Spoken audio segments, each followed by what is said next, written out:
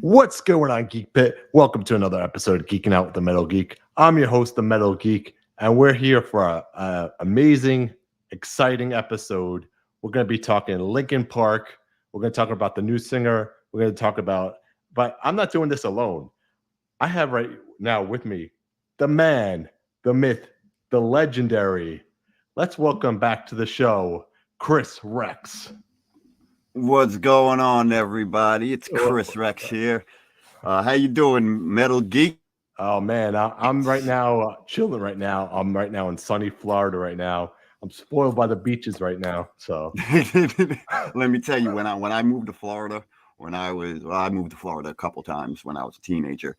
But thinking back now, man, I wish I would have stayed there, bro. Like, no joke.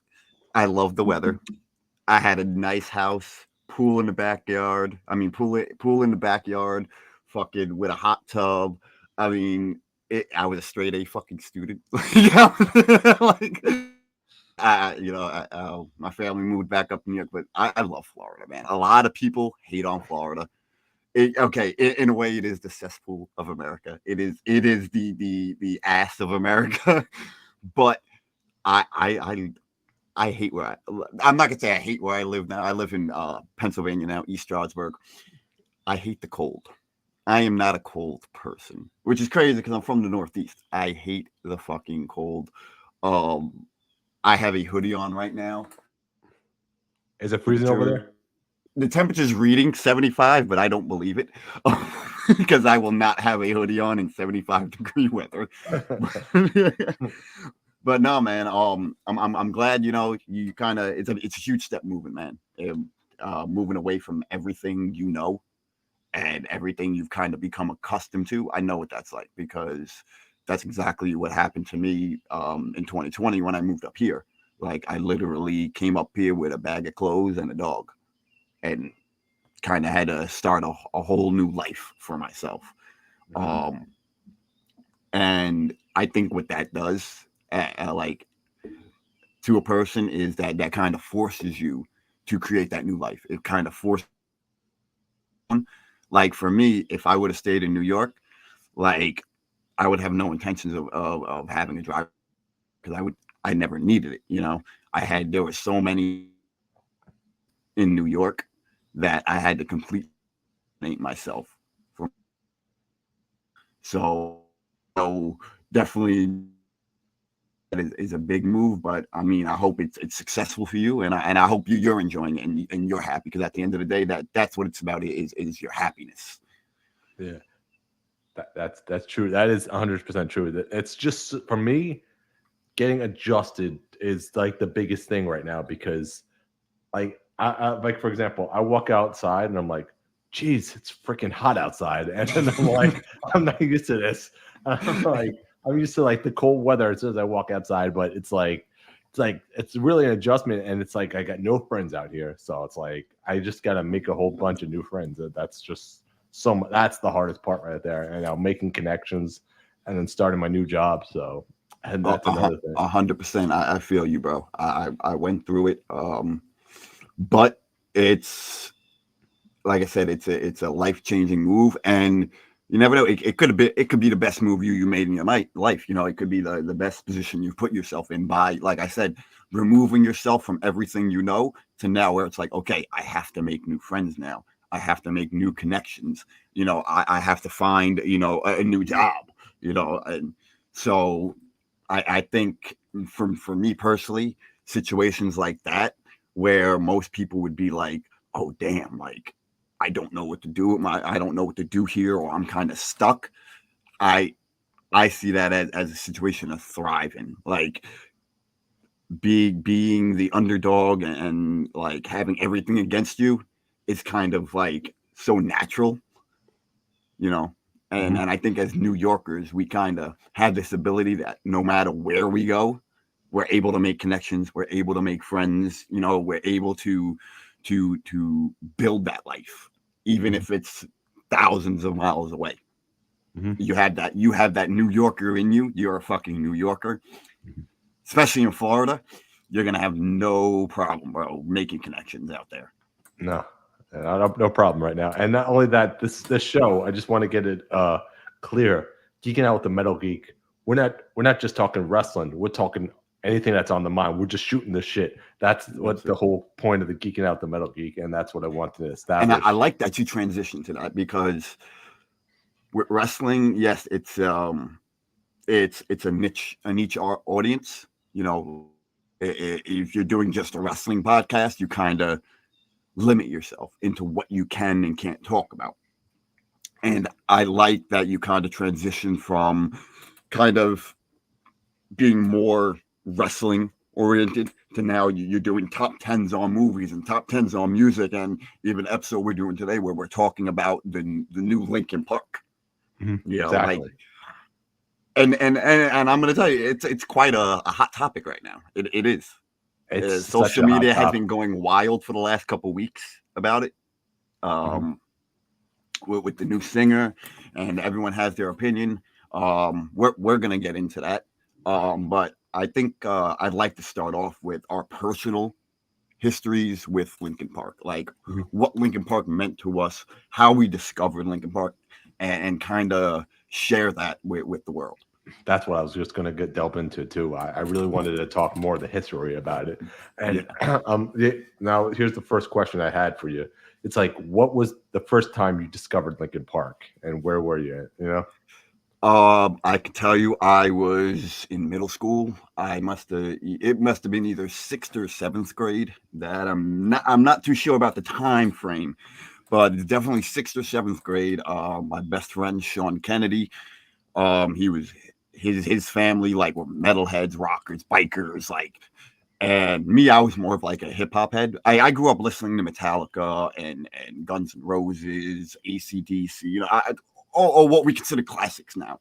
I grew up listening to that, but I was always more hip hop oriented. And it's funny how I had met Sean. We were actually about to beat the shit out of each other, where we became best friends.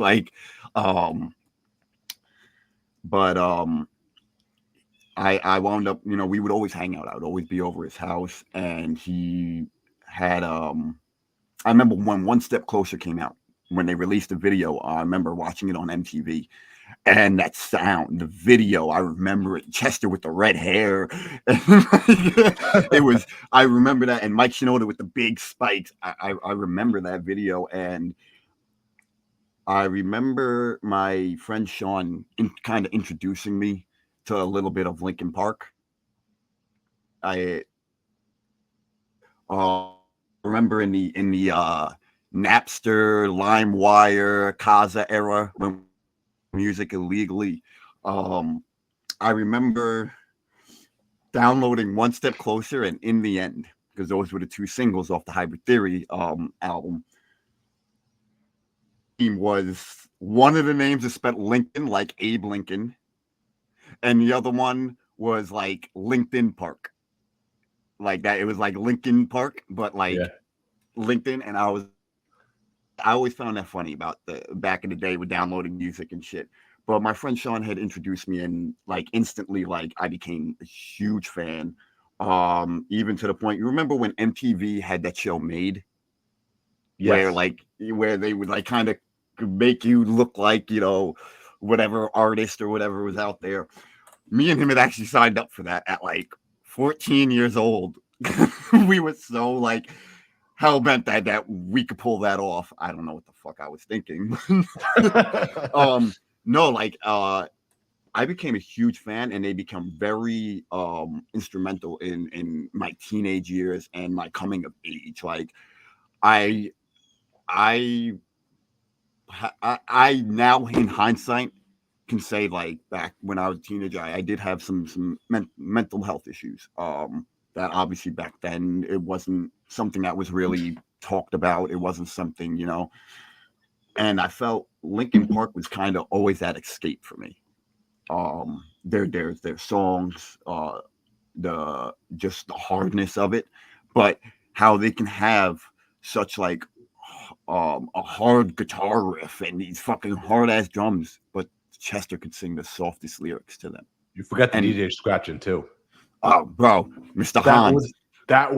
It that was was it was the the game perfect changer right there. influence at the time. Now remember, I told you I was a hip hop head. That was the perfect fucking perfect mix of hip hop and rock, and like even I can even say in some ways like new metal, because I never really considered Linkin Park new metal.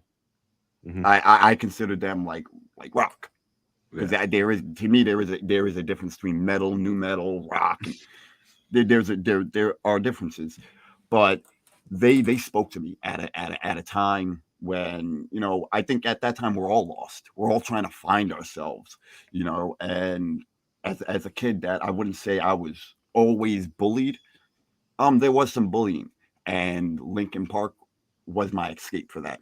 So as I kind of grew up with Linkin Park, and I became a huge fan, where I had every fucking album and I listened to fucking song back to back to back to back to back. Like, so I was a huge Linkin Park fan. It was very, very influential. Like I said, first time I heard them, middle school, man. And I think a lot of people around our age group can say the same around middle school, high school. That's really when Linkin Park, um, they discovered Linkin Park.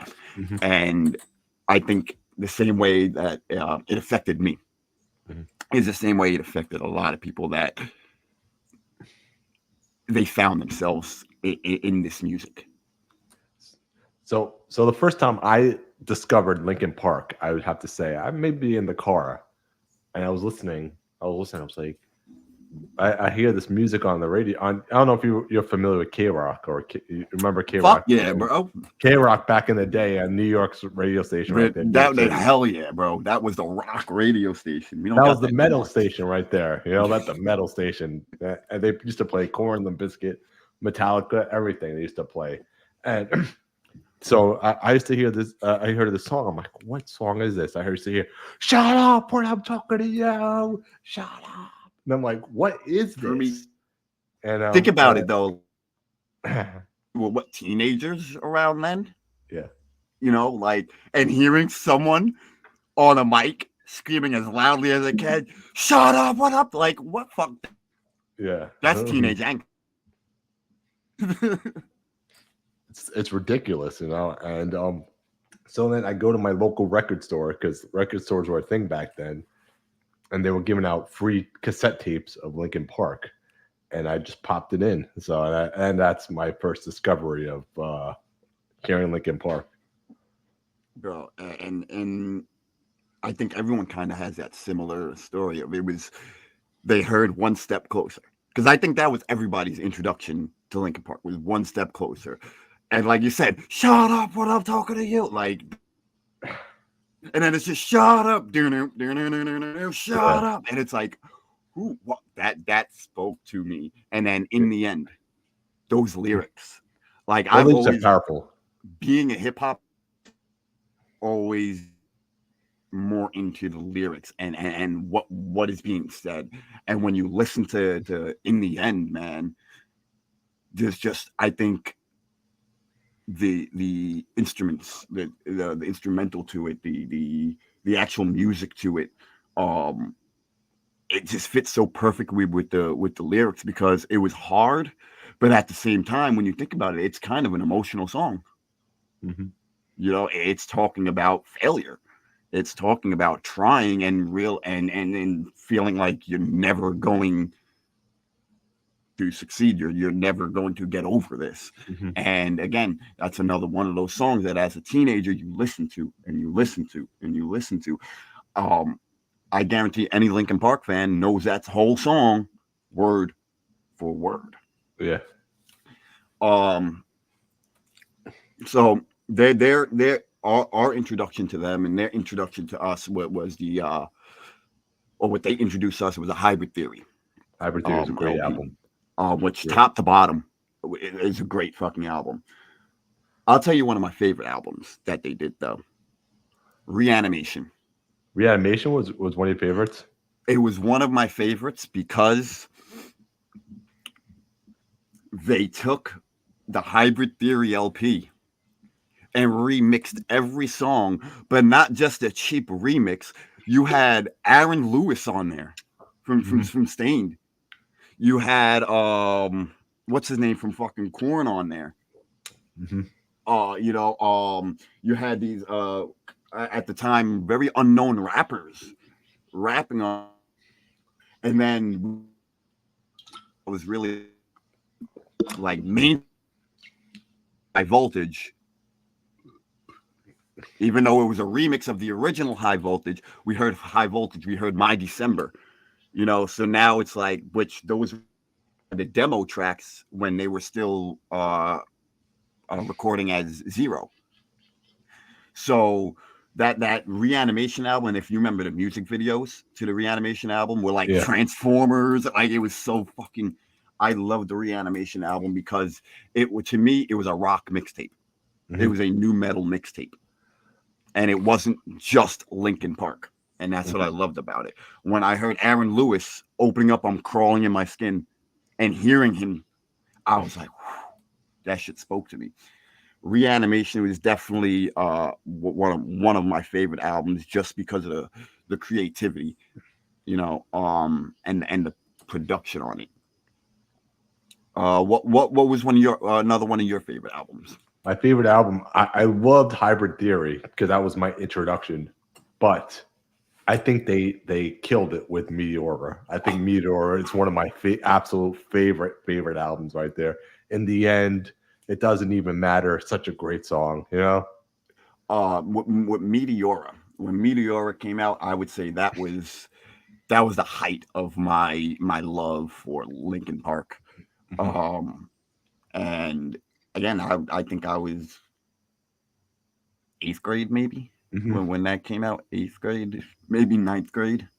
Hmm. Yeah, I would say that. And I was living it. I was actually living in Florida Hmm. when I had bought that album at Sam Goody.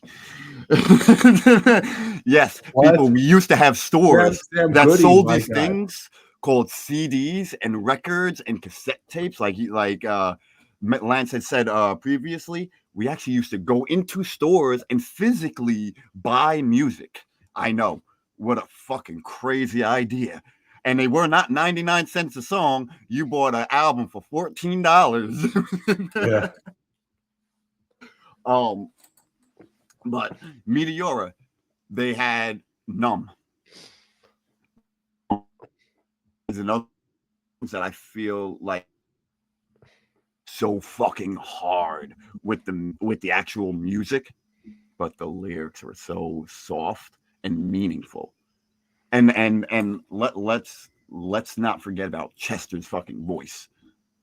Dude. Uh-huh. Che- like the way he's able to go from up here, so and I and like even now, like when you hear his voice on any part track, me if you close where like when I could tell you when I first heard Numb, I was in the car in Florida driving with my dad. I can't tell you a lot of shit. Like I forgot a lot of shit in my life, but there's moments like that I can listen to Numb, close my eyes. I was with my dad on the highway driving in Florida. You know, um, they also had another album they did. I was a huge Linkin Park fan, so I bought everything live in Texas. In Texas, that was a It, good it one. that was I think their only live album, if I'm Yeah. not mistaken. Um, Actually, they did. No, that wasn't a live one, but they actually did. Can we talk about this for a minute? They actually did a little surprise concert with Jay Z. Yo, yeah. I know that. And I know Linkin that. Park is so good at keeping secrets that nobody knew that they were going to do this. That Jay Z was Well, going to. let's talk about that album, the fucking the Jay Z fucking Linkin Park album. That was nuts. All right, because thought who would have thought Jay Z and Linkin Park? No one would have thought that. And then when you listen to how well they are blended together on these songs, where they're not making new music, they're mixing each other's music. Um, that album, I'll tell you a funny story about that album. For Christmas one year, now my brother is a huge Linkin Park fan too. Um, so for I got him the album. I got him the CD. I bought it at FYE. So Christmas comes, we're exchanging gifts. I give him his gift, he gives me my gift and everything. We both open it up at the same time. We both got each other the same album. Mhm. We both got Oh each my other the same god! fucking album, the Collision Course album. And what's funny is Did they get the my DVD with plan, it? yeah, yeah, The DVD. the Yeah. DVD with the live concert, yeah. Um, my plan was to take his CD and rip it onto my computer so I had the songs. He had bought me the CD, and his plan was to rip my CD and put it on his computer. So it was just like the perfect fucking gift for each other. And again, thanks to Linkin Park, I will always like have that memory with my brother. Um, I'll tell you more towards the later years, I stopped listening. Oh Um, yeah. and I felt like I always feel like when bands start to Lose get it. a little political, Yeah. Oh yeah. I know it's going. I I know start to it's. tune out because I'm the type of person when it comes to my entertainment, I don't want it. I want it religion free. You know, I'm not against. I'm not saying that religious music is bad, but when it comes to my entertainment, I don't want it to involve politics. I don't want it to involve. I want it to entertain me. You Yeah.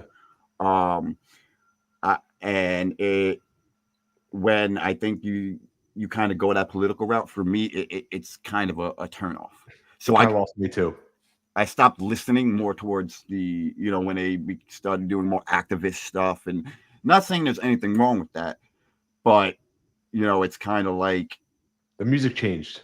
music. Yes, the music changed. It became Like the beat change. softer. The beat changed. It Yes, became like a different sound, and I didn't like that. You know what I mean? I miss So old hard rock, new metal sound. I loved that sound, but when they became a little bit softer, um, I kind of I kind of tuned out, which is sad because Chester wound up passing away, and I think one of my favorite songs from like the later albums is "One More Light." yeah. Do, That would I would say is the only song from later albums that I really enjoyed, and because it was soft, but Chester's voice on that, he really shined. hmm. He really shined on "One More Light." And I guess what we'll talk about next is probably the Uh, hardest thing we're going to talk about now. I'm going to try not to get choked up. Is the passing of Chester. yeah. Um, My and question again, to you is: I'm trying not to get choked up right now. So Do you think a lot of the songs that he was he was mentioning, he was having a tough time, or because a lot of the 100%, message, a lot of the lyrics, like crawling in my skin, like breaking the habit, all yeah, those songs were like a message 100%, that 100%. Music, when writing music, it comes from true feeling. It comes from experience. The best songs are created and written by someone's trauma. And I think what Chester, by writing the lyrics he did, um, in a way was doing something that a lot of artists don't do, and that's make themselves vulnerable to the world. Like, here I am. Here's my fucking scars. Here's my fucking heart. I'm bleeding. Like this. He opened his heart with these lyrics, and I 100% will say, like, yeah, those lyrics were definitely, he was saying something in those lyrics. And music, him getting that out, and the music was probably the therapy for him, because when you're having thoughts, like when you look at the lyrics, like you mentioned crawling, when you look up those lyrics, there was pretty intense fucking lyrics.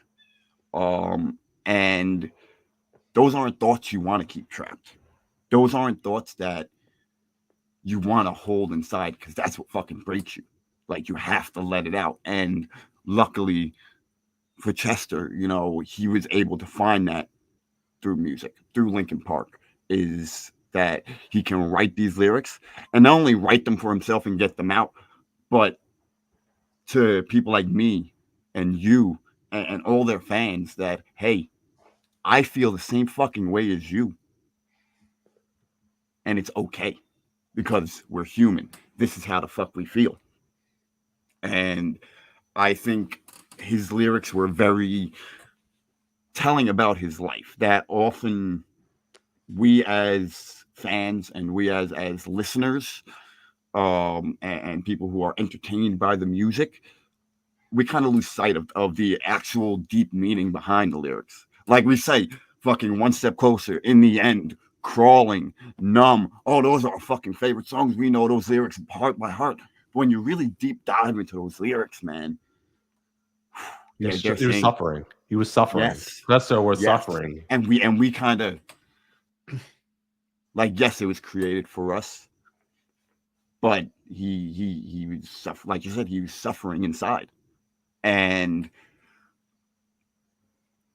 he was suffering for years, Mhm. and it goes to show that money, fame, even having a release, even having, a beautiful wife and kids, and sometimes that isn't enough. Sometimes there's more to that you need, and I really feel for him that he was still struggling with this through the fame, through, he was always smile, like, you always seen pictures of him smiling, and you never really seen it in him that he was suffering, or that he was depressed, or that he was going through mental health issues, or he was having these dangerous thoughts in his head. And of course, we look at it, oh, he's this big rock star, you know we oftentimes don't see it as the human. Mhm. And it's funny because last night, I was scrolling through Twitter, and we all know what's going on with Diddy right now. He just got Yeah. caught. He's about to go on trial. And I was sitting there thinking, and I'm like, aren't we the ones who give them the power? Aren't we the Mhm. ones who give them the fame? Aren't treat these celebrities and put them on this pedestal like they're superhuman, when Mhm. really they're not. They got a lucky break. They got an opportunity. They got a chance that 90% of us will never get. Never. And that's the only difference. Is I'm not saying it was handed to them. I'm saying We give they it to them. we gave it to them. Yes. So, and I don't mean to sound cynical, but when we hear shit about things that come out about celebrities, and entertainers and athletes, when we hear these horrible things coming out, at some point we have to think that caused what Diddy did. That's his act. What I'm saying is, did we not play a little role in supporting him for all these years? And what it got me thinking is, people are. So why are we giving them all our support, our praise, when we really don't know who they are personally? Mhm. And we all celebrities on this high pedestal, like they're superhuman, and they're not. And then when shit comes out about how horrible they are, it's like, well, if we never supported them, which I'm not saying, don't support people. What I'm saying is, be so gung ho on them. Don't be so, like, don't treat them like gods and goddesses, because they're not. When you treat someone like they're God, like they're up here, you give them the power. You give them the power to be influential. You give them the power to feel invincible. Like they Mhm. can't do, like they can do whatever they want. And it's clearly throughout the last few years, we've been seeing a lot of that. Mhm. Now, to bring it back to the point of Chester is here we are. We put these rock stars on this pedestal, but again, they're human. So yes, they're gonna have the same fucking feelings we do. They're gonna break down, and that's what and that's where the art comes in. Is they're able to turn that into art, and unfortunately, sometimes um, we can have all the love and support in the world, but if we don't love ourselves, it's like that we we lose kind of everything, you know. And that's something like even me, you know, and I'll be vulnerable. Um, it was a while. It took me a while for me to love myself. I have family, friends, you know, Mhm. people in the wrestling business that love me, that truly care for me and love me. But I didn't love myself. You know, the things I was doing in my life and the way I was treating myself was not or signs of love to myself. Mhm. And I think that's really Chester's passing was is we everyone loved Chester. You know, he was generally like from everything I've heard and seen a genuinely good dude, beautiful fucking family, took care of his fucking kids, was there, but there was still something wrong inside of him, Mhm. and maybe he didn't as much love as he didn't love himself. Mhm. You know, I'll tell you from someone my father. You know, I know I'm gonna try to word it differently because I know what algorithms how the algorithms work nowadays. Um, my dad went out way, um, you know, and that was very hard for me to understand because in my eyes, my dad was Superman, right? In my eyes, my dad was a man's man, military man, took care of his family, like he did what he had to fucking do. He was the strongest man alive to me, and the strongest man alive did that, and that just goes to show you like that it needs to be spoken about more. You know, with Chester passing, um, wrestlers passing, people who we've become attached to passing in these similar ways. Again, I'm not going to say put the word out there because I know we can't say it, but passing away in similar ways. I mean, eh, there's more attention on it now. Mhm. That conversation is open, but it's not open enough. And when I heard the news that Chester had passed away, Mhm. um, I've never celebrities in high regard. I've never seen them as superhuman, like I was saying before. So when a celebrity has usually when a celebrity passes, like, oh, that's sad. Damn, I remember he was in this movie, or I remember this song, and that's usually at the extent that it goes. I'm sorry, you know, but I don't know the guy. I had no personal connection. When Chester died, that hit me Mhm. because I felt like I grew up with Chester. Mhm. I felt like he was a huge part of my teenage years and my coming of age and finding myself. He was a huge part of that. And that's that he was the first, like one of the first. The first one was Macho Man. But when I found out that news, man, it broke me. Because it was like, holy, this is the first time an artist, an entertainer that I had an emotional attachment to had passed away.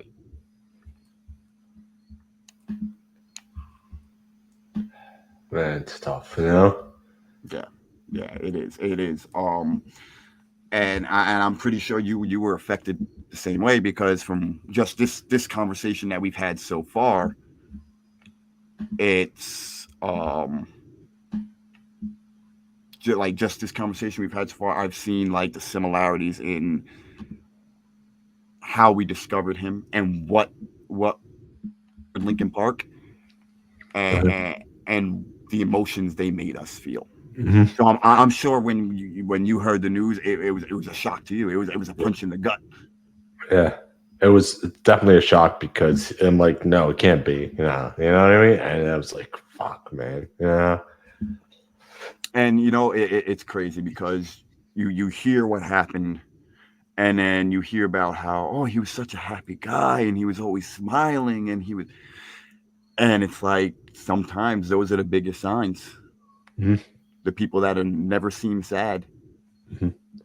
you know. But then like we go back to it and we talk about his music and like he was suffering so hard, and Yeah. he was letting people know throughout his music that he was suffering. And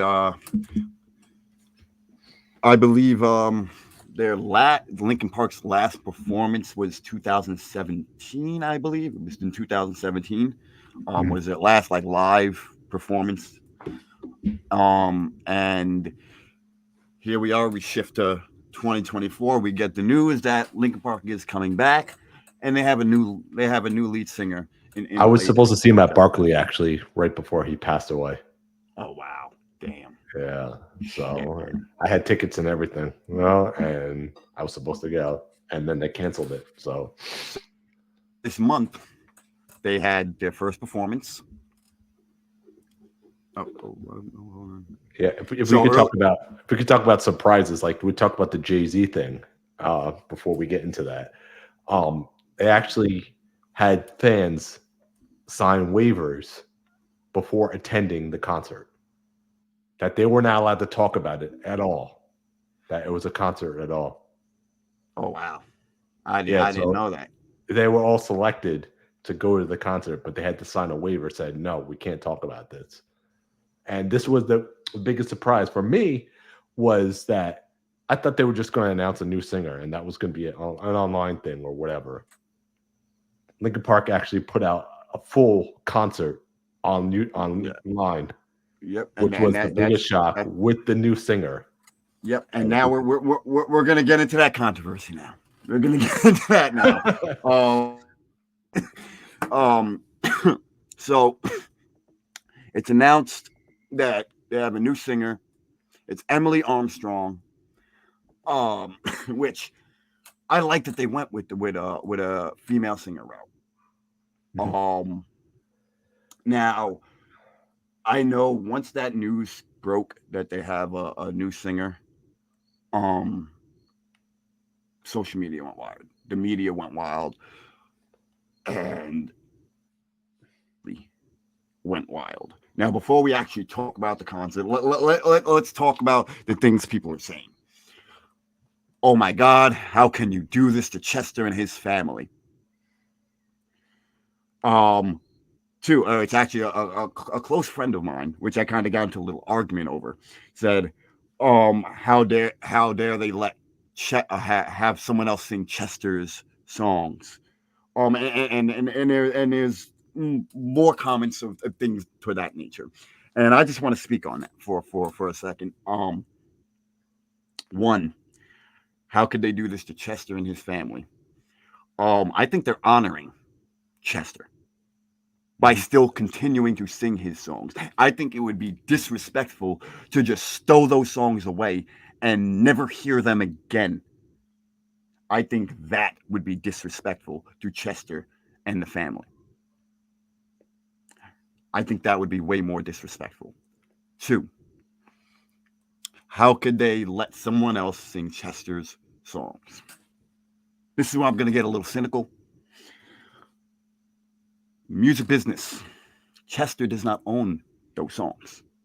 They are not owned by Chester. Yes, they are written by Chester, but they are not only written by Chester. The lyrics may have been written by Chester, but who is the music composed by? The record Uh, company.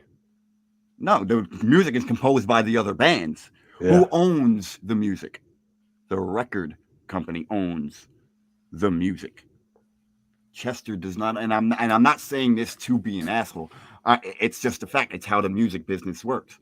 So, really sitting there saying, "Oh, they're singing Chester's songs," no, they're singing Linkin Park's songs, which Linkin Park is under.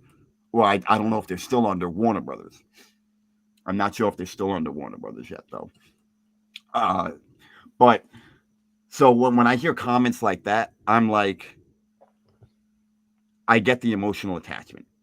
I get I have that same emotional attachment to Chester. Yes, is it different hearing someone sing in his place? Yes, but she is not a replacement of Chester. It is not a replacement for Chester, and that's what everyone's start thinking is they're trying to replace Chester. They're not trying to. The band should really stop making music and stop making money because Chester passed away. Should they? Because that's what it seems like the fans want. Oh, the band should just die with it. Is that really fair to the other band's families then?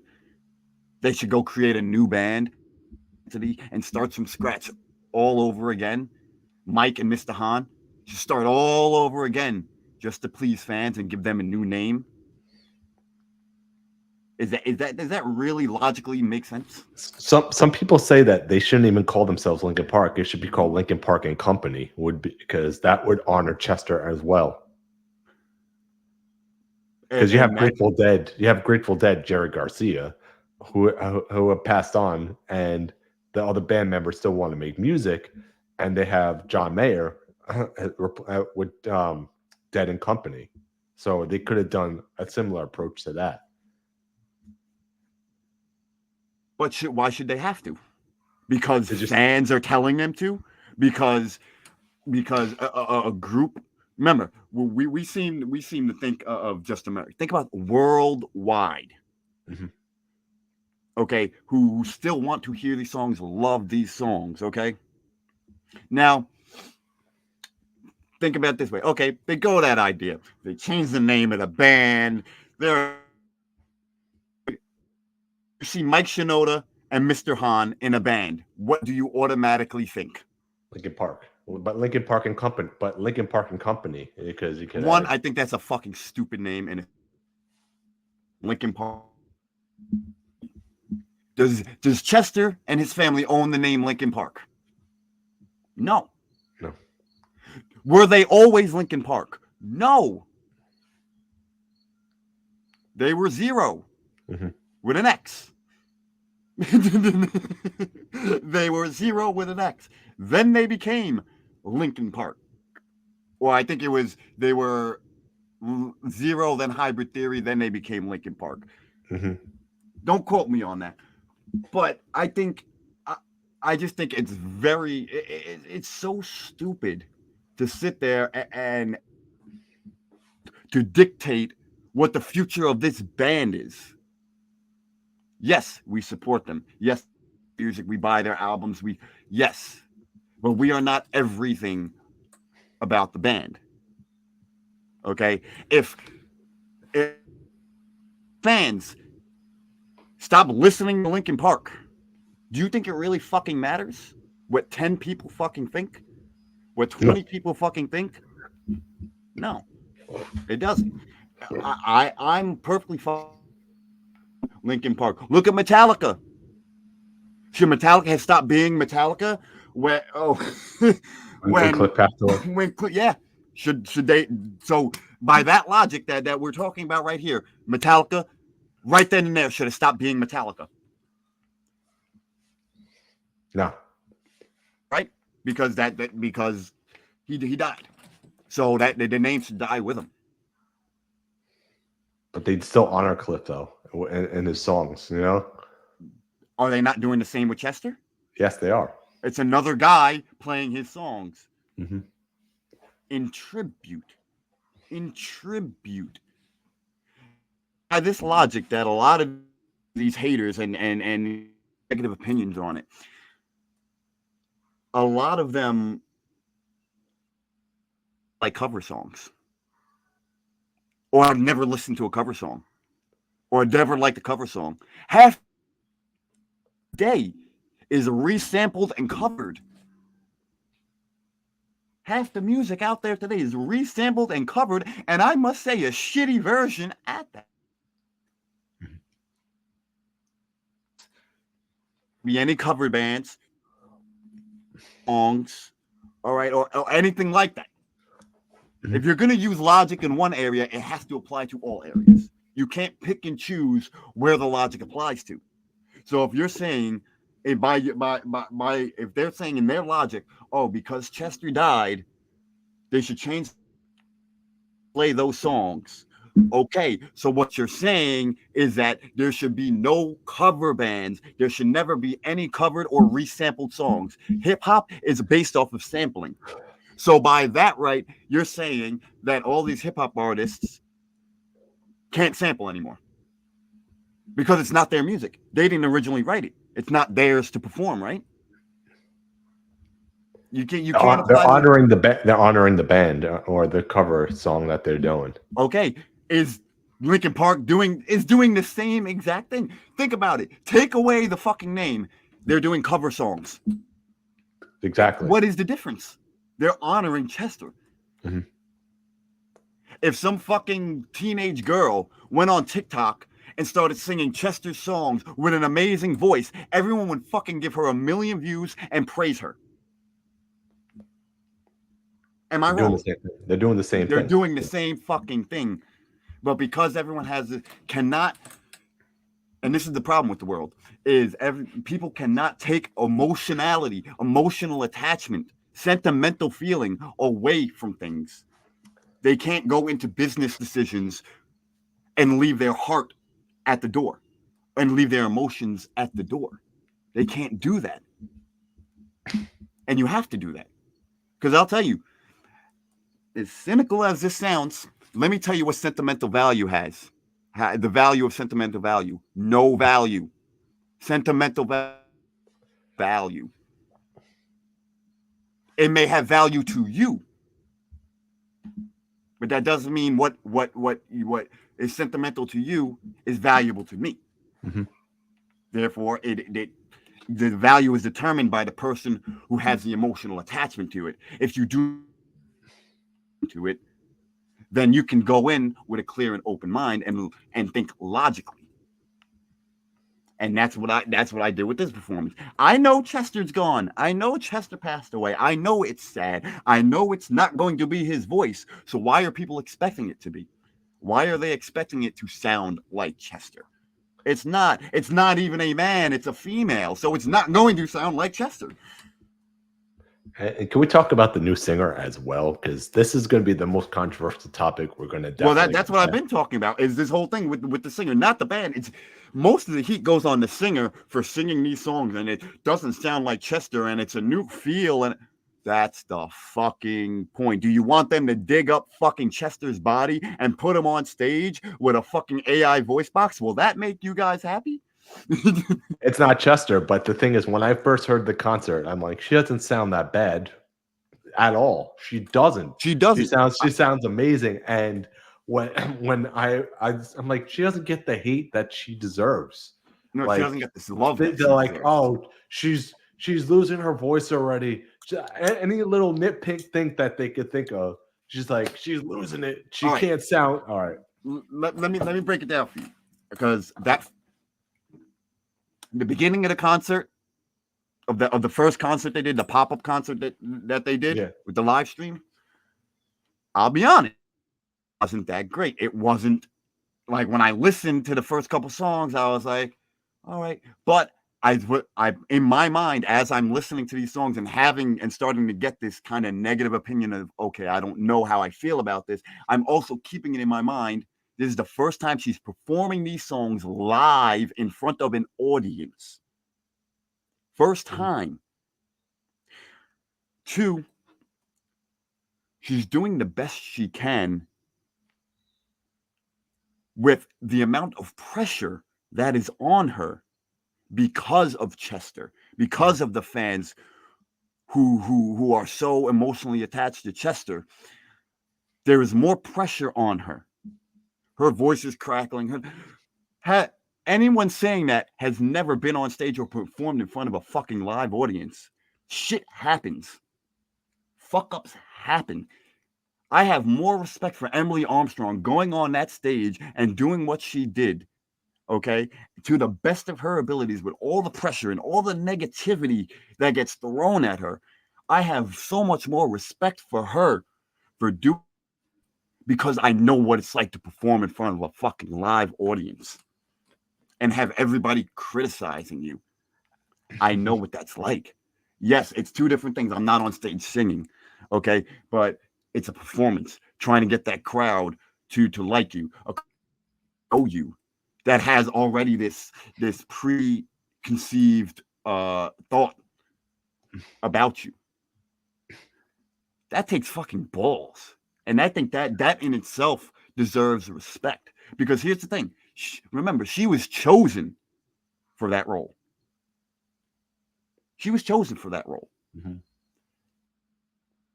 And I'm pretty sure Mike chose her for that role. So if Mike is choosing her for that role, that should say something. Definitely. And that's my beef with all the negativity is how many of these people being negative went into these songs and listened to these songs with an open mind, without thinking, without expecting Chester or to be sound like Chester. She did hit a lot of Chester's notes, which was I was surprised on, and she sounded really good. So it's like, okay, she sounds a little something different. You're giving us something different, and that's okay because you're honoring, like you said, you're honoring Chester's memory right there, and I think she killed it. But here's the thing: you have to think about that. Not only that, the pressure of performing. I'm gonna put this as blunt as possible. A Dead Man songs, okay? The pressure of not only the pressure of doing that, but think of the lyrics she is saying. Think about this one lyric from Numb. Feeling the pressure of walking in your shoes. When she sang that, I got goosebumps. Mm-hmm. I got fucking goosebumps because those lyrics are ghostly to sing now. Uh-huh. Think about it. She's in that position, singing Chester's lyrics, and the lyrics are feeling the pressure of walking in you, caught in the undertow. That's fucking ghostly, man. I got choked up, and I'm sure she did, singing those lyrics because, like we were talking about earlier, the content of those lyrics are so deep and emotional. You think it was easy for her to go up there and sing those lyrics? No. I'm pretty sure she was a fan of Chester, like we all are. Mm-hmm. You think that was easy for her to do? Mm-hmm. Yeah, her voice is cracking. Oh, she's not hitting the notes correctly. Fuck. You go up there and do a big shot. Yeah. I think she killed it. She killed it. She get one step closer, bro. When she did one step closer, oh my God. Let me tell you, I'm gonna be honest. I fell in love with Emily Armstrong. I fell in love with that woman. She was the perfect replacement for Linkin Park right there. I fell in love. Well, not perfect replacement, like honor Chester's memory. You know what I mean? I think it's a nice addition. Yeah. It's different to hear a female's voice on that on those tracks and to hit those notes and to hit those screams. Mm-hmm. That ain't fucking easy, but she did it. She did it. No, it's gonna get better over time though, and like it was just like she had that new metal look on her. Mm-hmm. Everybody else in the band did not have that old school Linkin Park look to them. Mm-hmm. She did. She came prepared. She got the assignment. She understood it, and I think she fucking ate. Mm-hmm. Yeah, those screams, man. Those are great screams, though. And but she doesn't deserve the hate that she gets. And not only that, the news came out now that she's a Scientologist, which a lot of people even hate her even more for. And I think it's bullshit that they're hating on her just because she's not Chester, like you said. You know that's the only reason they're hating on her. Is now taught now. hunt on finding everything they can wrong with her. Oh, she is a Scientologist. Oh, her ex-boyfriend was.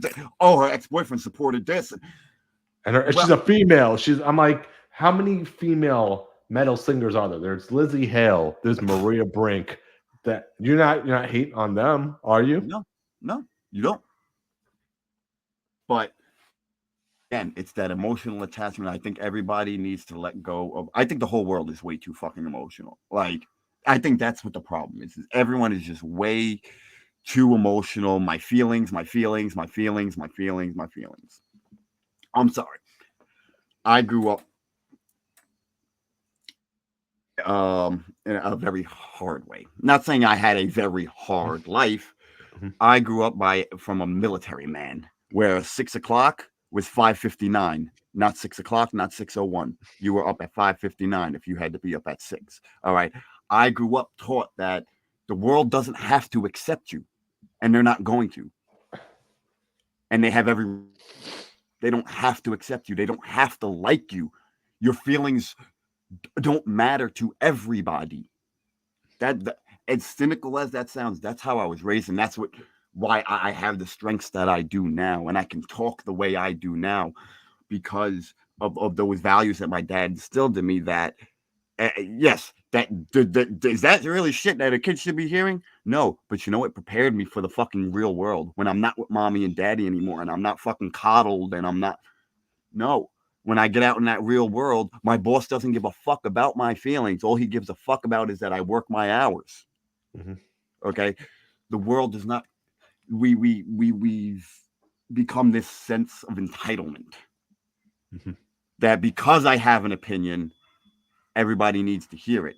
Because I have an opinion, it matters. Because I am offended and I feel this way, and I. And that's what this fucking world is. It's I. I feel this way. I'm offended. I don't like this. Feelings get hurt in the world.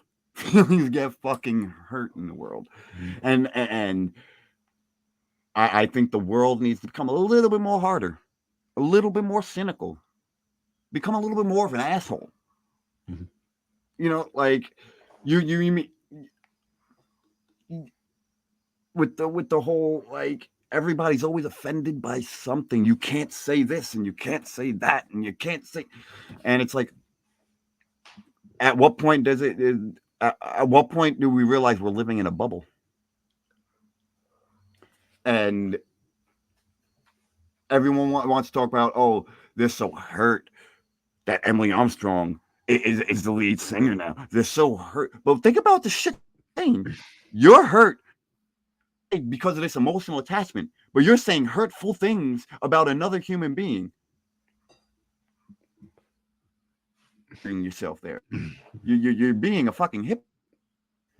If you care, if you don't want your feelings hurt, then you don't hurt someone else's feelings. I mean, that's something we were taught at a young age, very young. Treat people how you want to be treated. If you were up on that stage, giving it your all to try and perform for these crowds, how would you want people to treat and react to you? Mhm. Hey, do you think that if Linkin Park chose like a more well-known name like a Maria Brink or Lizzie Hale, do you think that she would have got the hate, or do you think it still would have been the same? I think it would have been less hate, but I think it still would have been it's not Chester, Mhm. which, duh, that's the fact. No, it's not going to be. It's not going to sound like, and it's that expectation that everyone, it's that expectation that everyone's expecting her to sound like Chester, and it's not. It's not going to. Get rid of the fucking emotional attachment, okay, Mhm. and and take it for what it is. This is how it's going to be. Mhm. So you can accept it, or you can keep bitching about it like something's going to change because you bitched about it. Because you went on social media and gave your opinion, it has to be validated by the band making the changes you want. I think overall, her performance as a whole went well. Killed it. Like I said, I even said it. I even said it. The first few songs were not on point. I said it. I'm not being biased here. I'm being unbiased. The first few songs had me thinking, I don't know how this is going to work out. But I didn't stop listening. I went through the full concert. Then by the end of the concert, that's when I was like, you know what? I think this is a good fit. And remember, they just launched a new album and a tour. So the focus is going to be on the new songs now. This was kind of like you said, a tribute to Chester, and kind of this is what fans are gonna expect to hear. They want to hear these songs. I'm pretty sure their tours are gonna be mostly the new material. Mhm. Obviously, they're gonna play some of the old stuff, but it's gonna be mostly new material. So what where's the complaint? What's the problem? And I ask you guys, you guys listening and watching, you tell me what the real big deal is. And when I say this, I mean before you comment, post, or get at Metal Geek or get at me for anything we've said on here. Give your thought without nostalgic or emotional attachment. Do that, and I will accept your answer if you can give me a valid reason why she should not be the new lead singer of Linkin Park. Valid reason without nostalgic feelings, emotional attachment, or any of those emotional feelings towards the band or Chester. Give me a valid reason why she does not deserve this opportunity. Yeah. But like I said, that new song, "The Empty in This Machine," the first time I heard it, those lyrics hit really, really Yeah, hard. yeah. Those lyrics, you know that? And And I she like it. sounds like I love the way it sounds. I love the way she sounds with them. It revitalized new metal for me. Yes. Like and my Oh and my god, the I'm way so Linkin glad you Park. fucking said that, Lance. I was literally just thinking. I was gonna ask you, do you think they sound a little bit harder now than they used to? Because I heard when they were playing One Step Closer, that shit sounded like a metal track. It didn't sound like One Step Closer we knew. It sounded like more of a metal track. Mhm, And I asked you if you kind of noticed that they had that more harder feel to them. mhm. With the Emptiest Machine, right? You're talking about. I mean, in general, That's such a great song. like I think everything they did in that concert, every song they performed had a harder feel to it. Mhm. Like Definitely. you heard those harder drums, harder guitar riffs, like listening to a metal band, not the Linkin Park we've known, and I Mhm, like that because I love metal. I love that hard rock. I love new metal, black metal. So to hear Linkin Park kind of go with a harder style, mhm. I love it. I love it because it it's a nice like accent to Emily Mhm. because It's different. this is what she's done. Like she's done hard music, she's done metal music. Yeah. So I think it adapts to her more. Mhm, And now playing songs like "Numb," "One Step Closer," "In the End," "Habit," uh, playing those songs harder, I think it just makes them better. mhm. And I agree, it will never sound like Chester. It will never be the same as Chester. Never. But that doesn't mean it can't.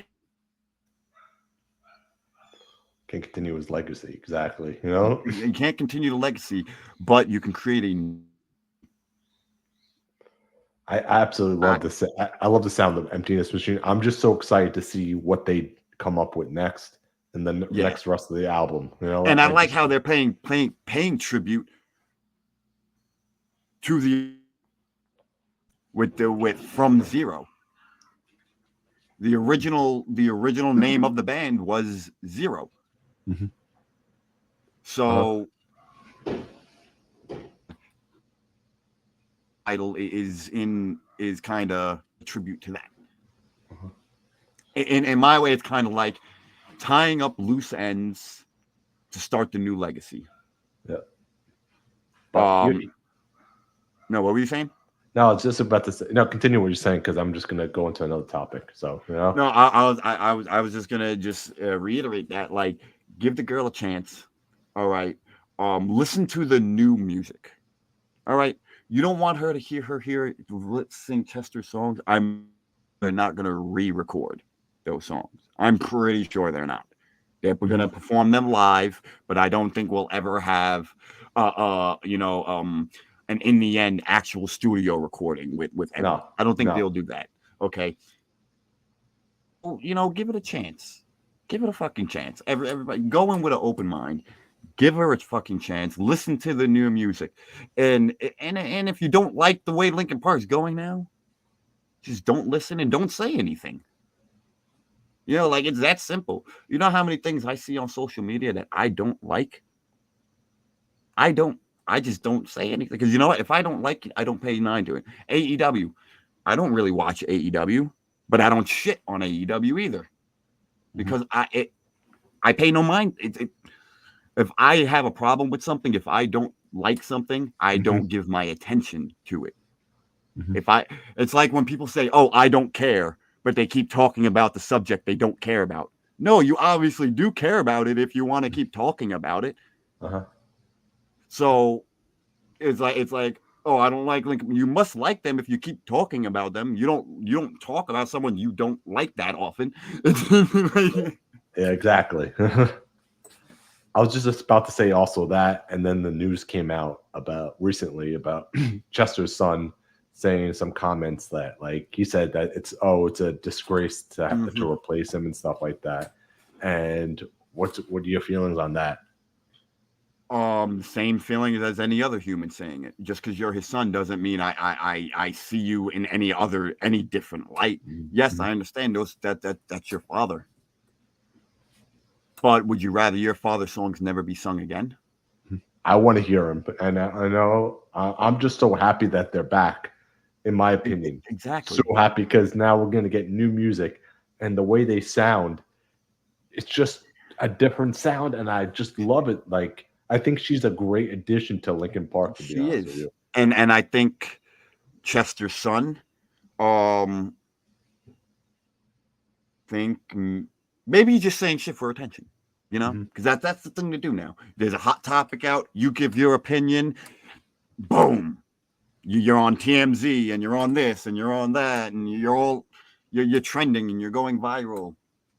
So I think just like everybody else, he needs to just, Chill.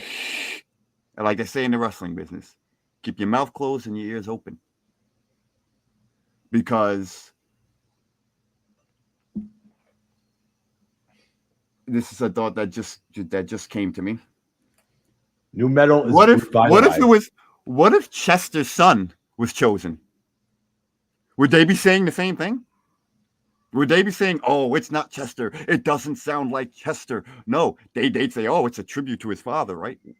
They did that to hit Taylor So, Hawkins. They had him play the drums for Taylor Hawkins, well, his okay, son. but what is the difference again?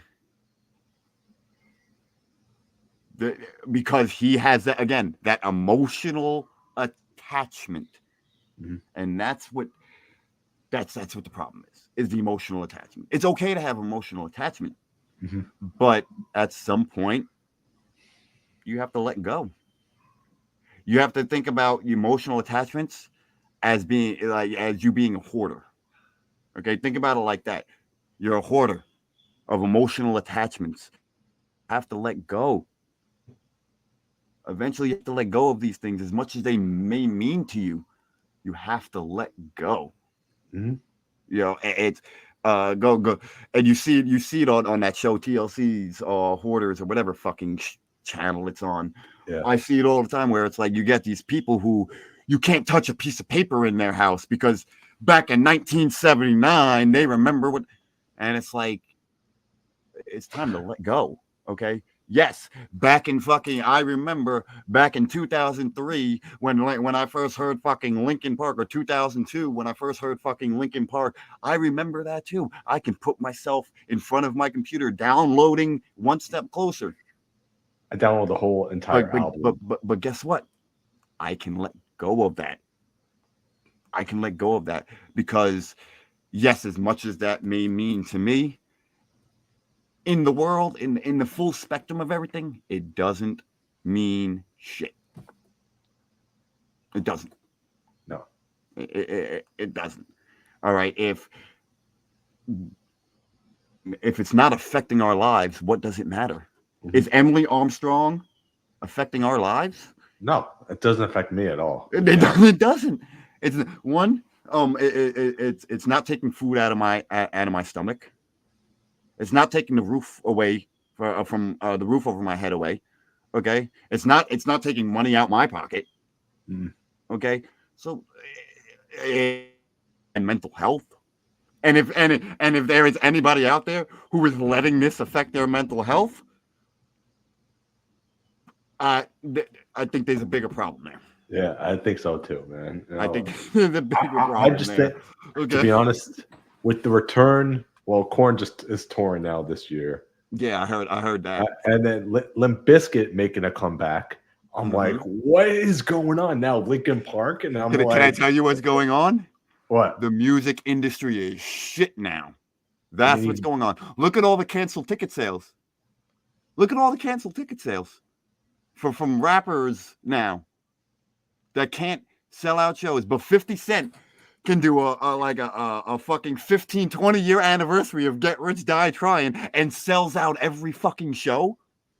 But these guys who are so popular now and have this big fan base now can't do it.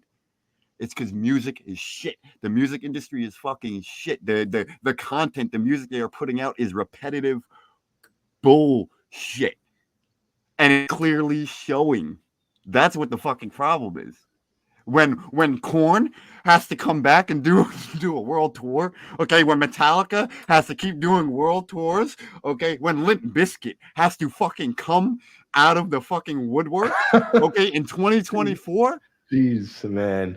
You know the music's and terrible. Sell tickets. There's something wrong there. Jeez, man. There's something wrong that the bands and the artists these days cannot do, and it has to do with their music. I'll tell you, hip hop fan, big hip hop head since the fucking 90s. Okay, I grew up on fucking gangster rap. Okay, I grew up where every fucking song, well, almost every song was about killing this person and this person and this person, right? But here's the difference: not every song was about that. Okay, not every fucking Notorious B.I.G. song was about that. Not every Tupac song was about that. So when you went to a Tupac concert, you got a variety. You didn't have a crowd singing 50 about beating the shit out their baby mama or killing this man. Or no, how is that fun? How is that a fun environment? And then they wonder why there's so much fucking violence at these fucking concerts. You're fucking promoting it. Exactly. So again, tell me why Korn, Metallica, Linkin Park, Aerosmith still fucking tours. Aerosmith. Not only that, the biggest comeback this year was probably Eminem. Again, Eminem, and that's another topic people are fucking starting to hate on and everything like that. Listen. What was? I fucking hate that everything fucking relates to wrestling. But remember that Roman Reigns, that promo Roman Reigns and John Cena. Cena goes, because you can't do your job. When he says that to Roman Reigns, something along those lines, where the reason I'm still here is because you can't do your job. Yeah, that's the music. That's exactly what it is right now. These old bands are still selling out shows, making that money, popping those fucking crowds, having great fucking experiences in 2024 because these new guys can't do their job. saw Corn, what was it, a couple of days ago, right? This was at the West Palm Beach Amphitheater, the I Think Amphitheater. Mm-hmm. It was scheduled as a sold out show. They said 20,000 people. I don't think there was 20,000 people there. I think there was more like 25,000 people Here. there. So here's the thing, and this is with any type of that does ticket sales, whether it's wrestling, music, whatever, concerts. Okay, tickets sold and attendance are two different things. I could sell 3,000 tickets to a wrestling show, right? That doesn't mean that 3,000 people are going to attend. Mm-hmm. That means that there were tickets sold.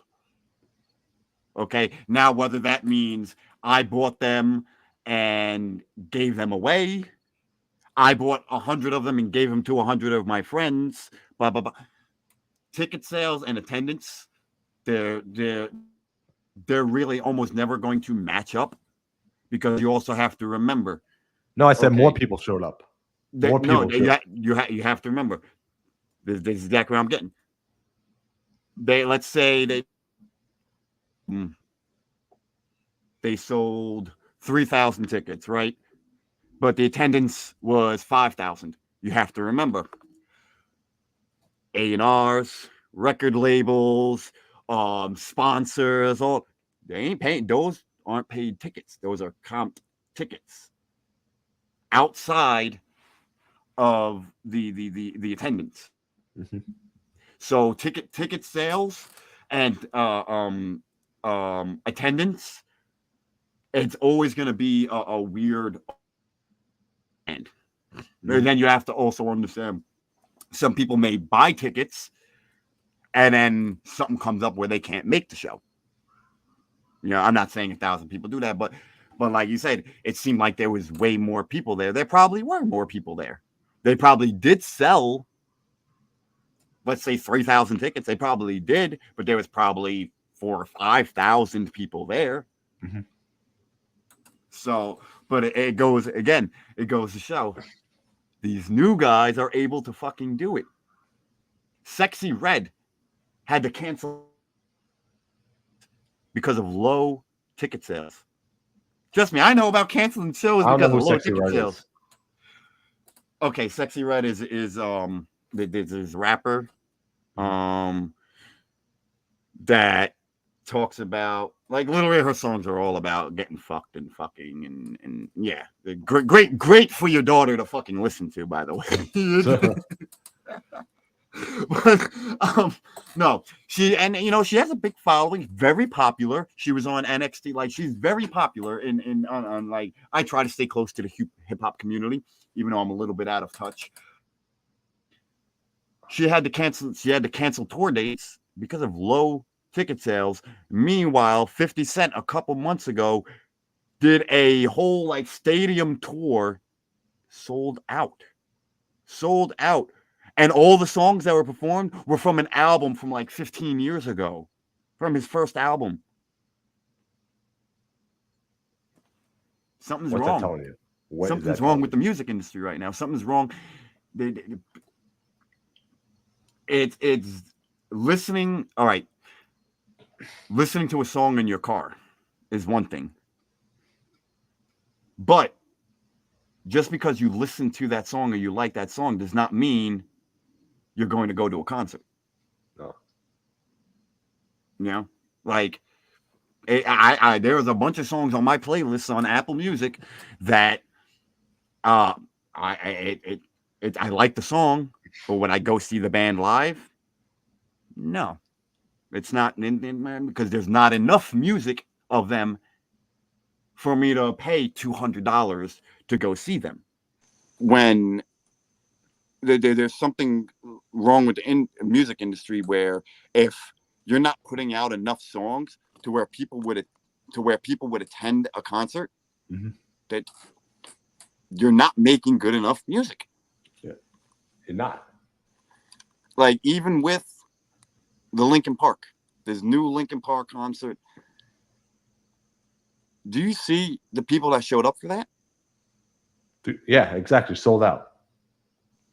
Sold out, and not only sold out. Do you know how much tickets were at Barclays Center for those tickets? Probably $300. Yeah, StubHub, and they just announced the concert last week. So but that here's the thing. Now here's where we're thinking smart, Lance. Here's where we're thinking smart. Now we're tying it all up here. Okay, so if this whole new Linkin Park with Emily Armstrong is so bad, how do they have sold out shows?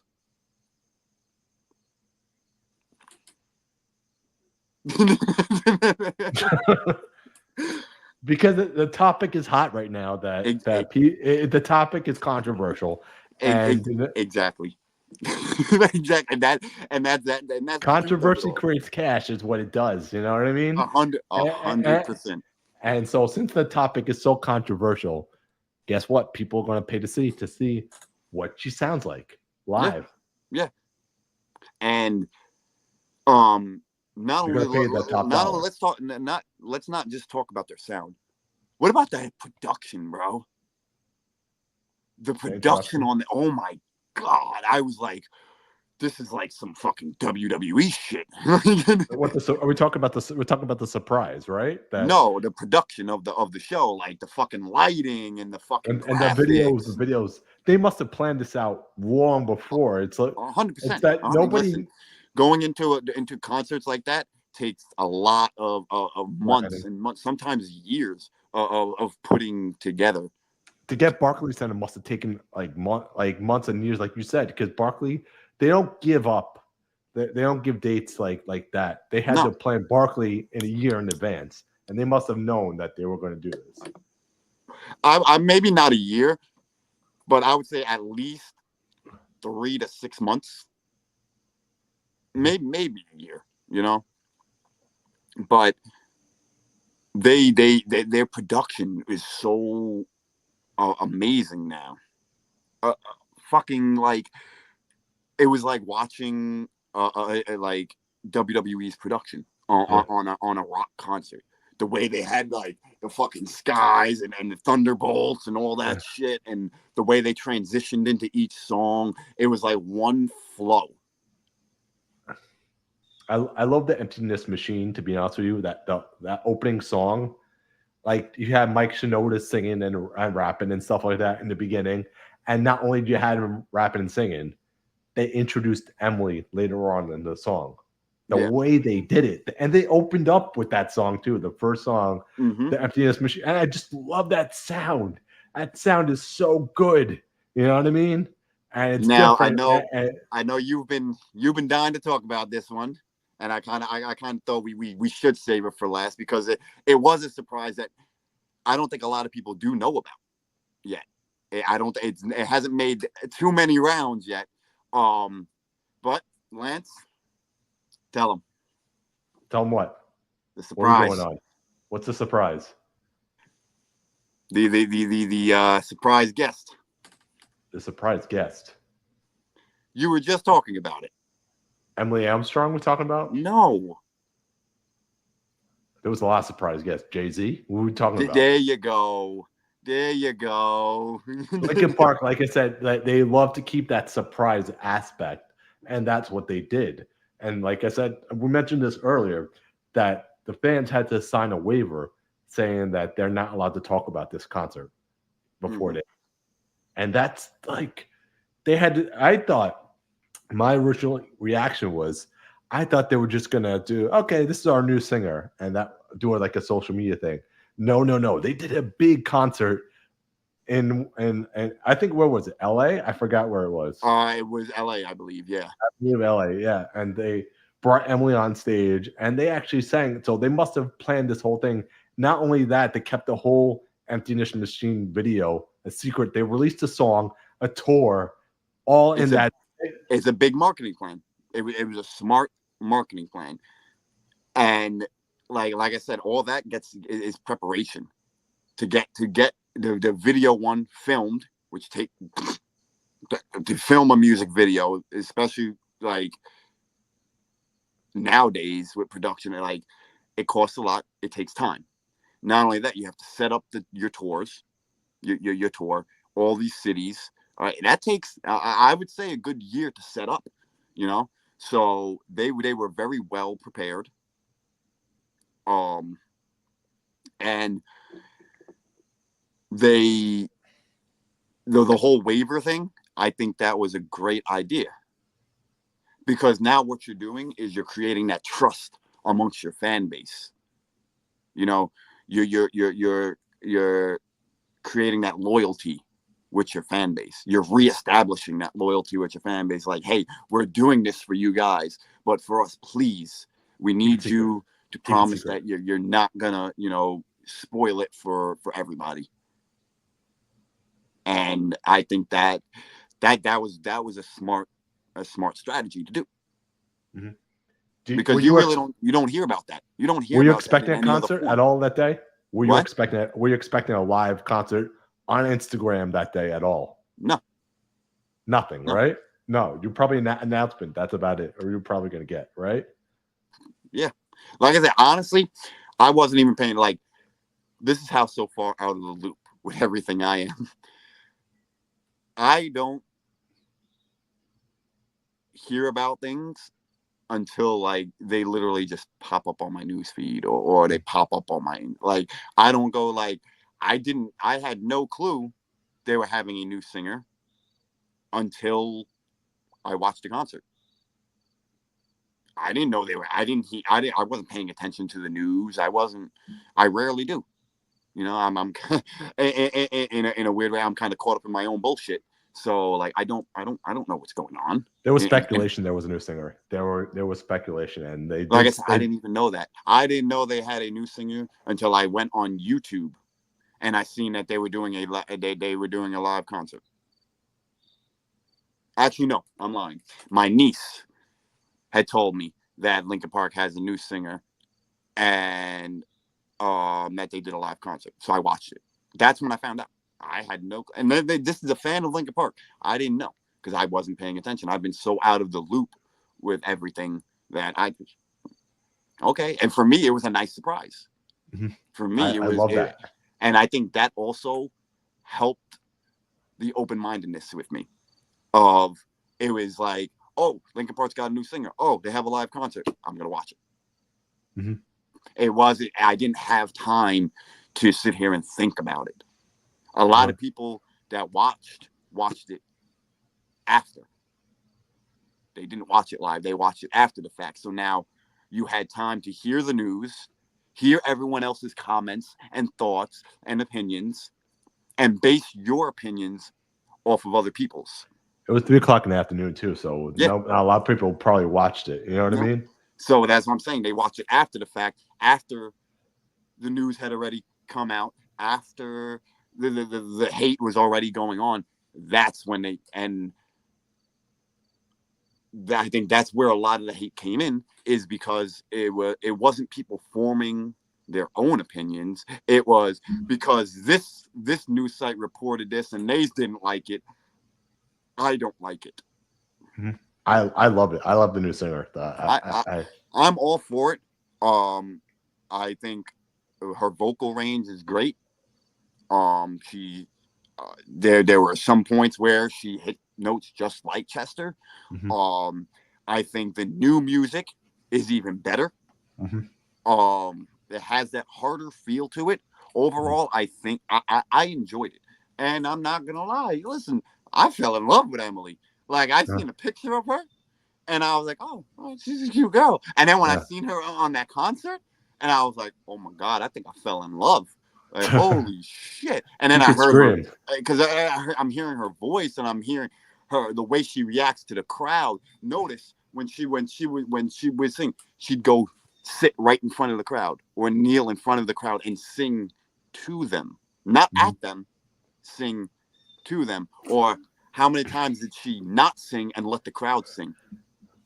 I think the best part was also about the concert is the part of Chester be played by you, the fans, and I think Yeah, that was a yeah, great touch right there for mm-hmm. the concert as well. So saying Yeah, that we're not replacing Chester, you guys are all Chester tonight, yeah. and that was And that's really the take home is they are not trying to replace, they are trying to create something new now with a different feel. Because and here's what a lot of people aren't talking about. They're talking about Emily, but they're not talking about that the whole band is different except for Mike and Mr. Hahn. The drummer's different. I think the And the drummer's different. guitarist. Yeah. They The lost whole the guitar. band except for Mr. Hahn and Mike Shinoda are new. Uh-huh. Why is nobody talking about that or shitting on that? How come nobody's saying the drums don't sound like this guy or the guitar doesn't? No one's saying that. No one. Then that's the thing. They're going with the obvious, but no one noticed that the whole band is new. It's a whole new band. It's not just Emily. The only two original members in that band are Mr. Hahn Mike Shinoda. and Mike Shinoda. So the whole band is there. So again, why are we not talking about that? Why is Emily being the big issue? And like, and that's exactly what it's Linkin Park. It's Linkin Park. They are going to be Linkin Park. They shouldn't have to change their name, and Mike shouldn't have to change the legacy that he helped build with Linkin Park. Because remember, he is as much. He has his Fort Minor album too. Don't forget that. What happened? He has his Fort Minor stuff too, Mike. That's more of a side project. That's not a forefront thing, you know. But Mike was just as important as Chester. So and Mr. Hahn and Mr. Hahn and Mr. Hahn too. That's what I'm saying. They were just as important. So are their legacies not as important? Their legacy should be as important as Chester's. Okay, it's their songs collectively. It's. I just think everyone needs to just cool down a bit, give the girl a chance, and stop thinking about Chester. And I don't mean that in being an asshole. I'm not trying to be an asshole. I'm saying you can't go into this with expectations. You can't go into this listening to this new Linkin Park expecting it to be similar, the same, or to sound like Chester. It's not going to.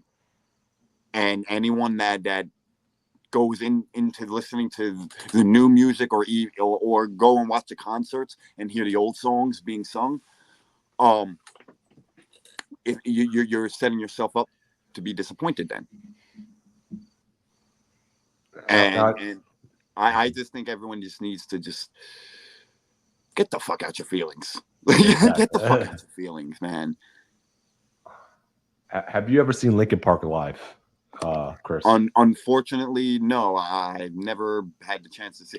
I'll tell you, I've never really been to any actual like concert from a popular band. You know, I've been to underground shit. I've been to shit that just in studios and but I've never had the opportunity to go to a stadium show. I've always wanted to go to a Motley Crue. Always wanted to see Metallica. I've never had those opportunities. I saw Linkin Park live only once, and I saw them with Korn and Snoop Dogg. What a fucking lineup! Korn and Snoop Dogg. No, Korn killed it, and so did Linkin Park, and so did Snoop Dogg. Snoop Dogg was great, though. I'll tell you what they should do. They should do a tour with Korn, Limp Bizkit, Linkin Park, Slipknot, Eminem, and Snoop Dogg. No, but I'll tell you why I specifically said those names. If you remember back in 98, 99, there was this tour called the Family Values Tour. Oh, I remember that tour. I remember that. And those were the bands and the artists that it was a hip hop and new metal fucking tour. I think we need that now. We need something like that. We need something like that because again, these are the guys selling tickets. These are the draws, as we say in wrestling. These are the draws, man. These are 1999 the is people putting back. asses in seats. 1999 is back right now, is what I'm It trying to is, say. and it's It, sad. I love it. I love it, and I'm laughing as a '90s kid. I'm fucking laughing because I'm like, it's this my is era. It's my this era is right like there. my era. But it's sad that in 2024, The music sucks. these bands are touring and selling out shows, and these new artists can't do it. And I'm not just saying hip hop, rock bands, country music, all music across the board. The only band that's actually doing it, and it's not a band, is Taylor Swift. Is the only one Fucking that's fuck Taylor Swift. Fuck Taylor I Swift. hate her too. Fuck Taylor I Swift. hate her too. But you know something? But the thing is, she's selling out stadiums, which is like ridiculous. So you know that. um I hate that. I hate that though. I hate her music. I hate her she's music. selling out stadiums, yes, because of who her fan base is, though. But when you think about her music, It sucks. it's repetitive. It sucks. It's repetitive. It's the same shit. Listen to her albums, okay? Because I'm not a Taylor Swift fan, but I listen to music, okay? I have listened to Taylor Swift albums, and I cannot tell the albums apart. Okay, It's every song from Taylor Swift sounds the fuck. up. We just lost Chris again. I think we just lost his up. Shit. Uh, Yeah. Like, how many more times are we gonna hear about your breakups, man? Like, okay, maybe the problem isn't your ex-boyfriend. Maybe you're the problem. If Maybe you you're keep the breaking up, problem if you're gonna hear about it all the time, man. right? Maybe you're the problem. No, no, I kid. No, Taylor Swift has a good Oh, we're just gonna get the Swifties in the comments, and they're no gonna hate on Taylor, us right now. regardless of it's not my music, it's not my cup of tea, but she's doing something right. Her marketing team is doing something right. She's smart. Her rehashing her old albums because so that she can make the money back on the albums that she didn't make before is fucking, she's smart. Say what you want about Taylor, okay?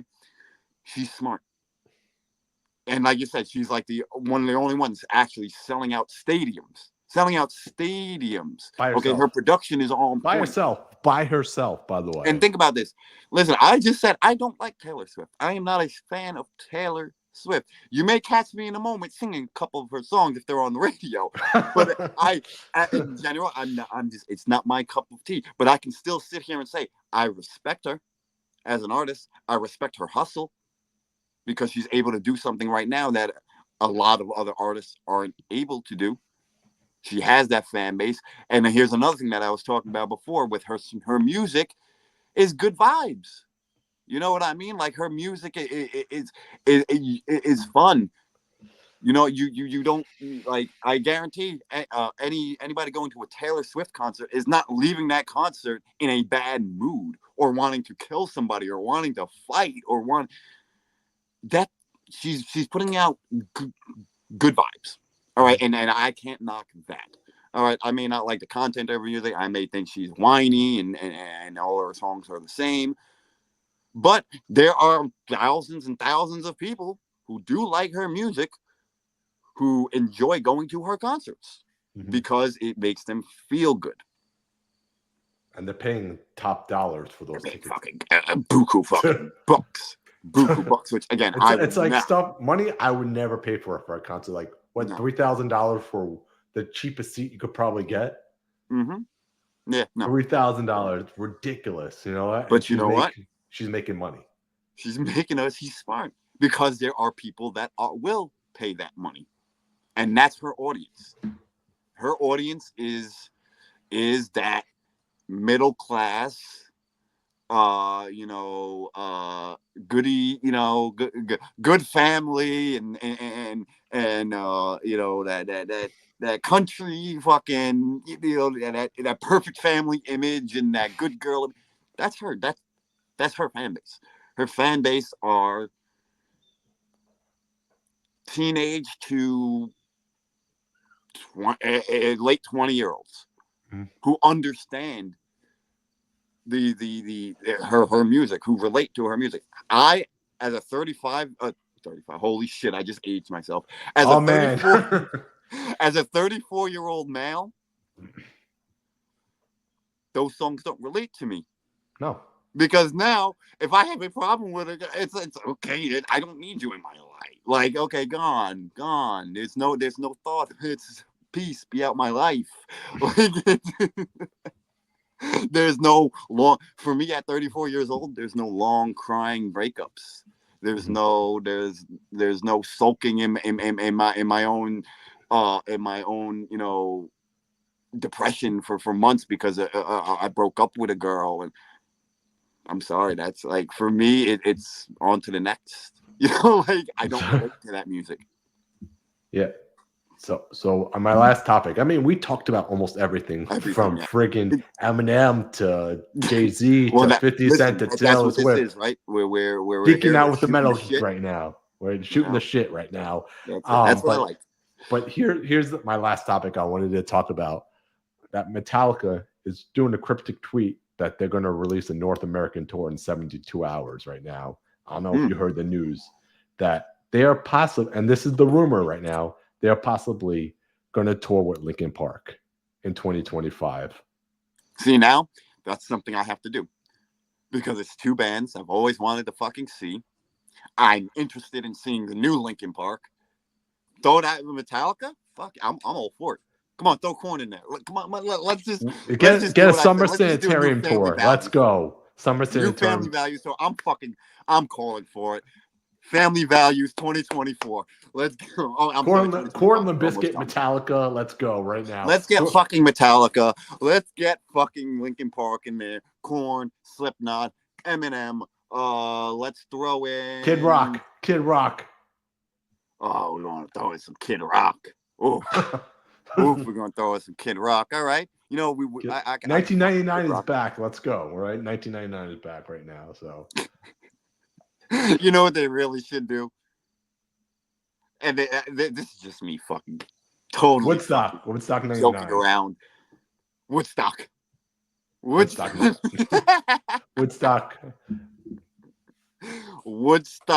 Oh man, they would sell so many tickets if they did a Woodstock today. Like reamp of 99. You just throw Red Hot Chili Peppers in there. You throw Eminem. You throw everybody in there. Woodstock 99 was such a beautiful disaster. Because when you think about the music was great. It was great. When you think about the bands that were featured on Woodstock 99, they were like just getting their feet wet. Like they were like Limp Bizkit was just getting their feet wet. You know what I mean? They were just popular. They were in their height right there. They were in their height. No. They were not in their height. They were like just like getting their fucking feet wet with that fucking Woodstock 99. A lot of those Woodstock has always been, even from the first Woodstock, it was always about introducing people to new bands and new music. And Woodstock 99, as bad as it was and disastrous as it was from a musical standpoint, shit, that was best music amazing. ever. The best. But you have to understand the world at that time. As America, I'm not going to say the world. I'm going to say America. America in 1999, America was a rebellious 18-year-old. They had Rage Against the Machine on there too. I forgot. They had Rage Against the Machine on there too. Exactly. America was in that state of chaos, of rebellion. America was that 17, 18-year-old kid, punk fucking rebellious kid, fuck the world, fuck society. And Woodstock 99, for good and for bad, all right, for better and for worse, exemplified that. That was what exactly America was, society was for us. Think about what was on TV at that point. All right, think about TV. No, not just like think about what was on TV in general. It was reality TV. It was the start of reality TV. It was it was fucking killing and all violent, very violent, drugs, violence, sex, drugs, rock and roll. Like that was fucking the late 90s. And I think we've matured definitely in 2024, 2024 heading into 2025. We as a society have definitely been more mature. And if we were to have an event like Woodstock again, with those same bands from Woodstock '99, and add some new bands to get used to that are in that And in style, this in that moment would be genre, awesome. In this moment would be awesome. And I think it would have worked out. hailstorm, I think it would hailstorm, work out. I think it will hail. work out because we have matured and we have set safety protocols in place. You know, we have become a more generous society where we think about people more, and we think about people's safety, and we think about how we affect people more. You know, I think it was Woodstock '99 was the perfect plan at the wrong time. It was. When you have thousands and thousands of people in a field for 3 days, hopped up on fucking drugs with a low supply of water. Because a lot Everything's of what so happened at expensive. Woodstock Everything '99, was expensive at Woodstock as well. yes, That was the problem. That was the that problem. and that's what I was just about to say. The problem with Woodstock '99 was not so much with the music and the bands. It was more of how it was Corporate organized. and Everything was corporate. expensive. They ran out of water.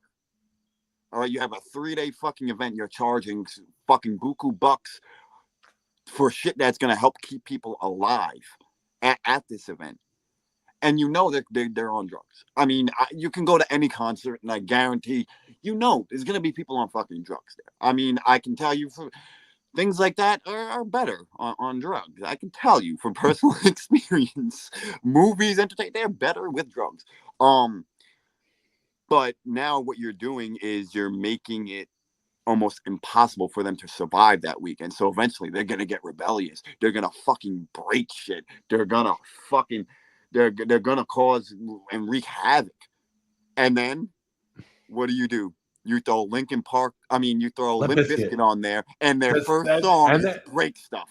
break stuff, and then not only break stuff, they're like, guys, we need to rebel right now. We need to rebel. And It, I'm like, bro, that set it fucking off. I don't know if you've seen the documentary on that Woodstock. I did see the documentary. Their security was so low there and cheap. They did not Yeah, pay their security guards at all. and And that's where like a lot of people say the Woodstock '99, it was a failure because of the audience, because they had no choice. They were left with no choice but to rebel because you made it impossible for them to survive that weekend. It was a whole 3 days. What the fuck? Some people are camping out days before that. So when you think about it, they're there for maybe 4, 5, 6 fucking days, traveling from all over the place. It's like Tupac said, eventually, you're hungry and you keep knocking on the door and they're not going to feed you and they're not going to feed you and they keep not feeding you and feeding you. Eventually, you're going to get so hungry where you're going to break that fucking door down and you're going to make sure you fucking eat. It's the same thing. They got so fucking fed up that they had no choice but to rebel against the people who were organizing this. It's not the bands. It's the vendors. It's the people who are organizing it and all they setting wanted to this do up. was make money. All they wanted to do was make money. That's it. Uh-huh. And it became not about peace anymore. It became about just corporate greed is what it became Yes. of it, right? Yes. And that was that's the opposite of what Woodstock was created for. It was created about peace. It was about peace, love, Music, unity, music, respect, music. music. I mean, look at videos of the first Woodstock and look at videos of Woodstock '99. Okay? The same amount of drugs and the same drugs were going around. But in the first Woodstock, the original Woodstock, you see them there. And People were they're happy loving and because they're fucking people were happy naked and because fucking. they wanted the show to be about peace and And it was. It And was. it was a free concert. Mm-hmm. It was a free concert. Think about it that way. Free concert because people want to create peace in what's going on in the world. And you look And at what 99 was the tickets were expensive, number one.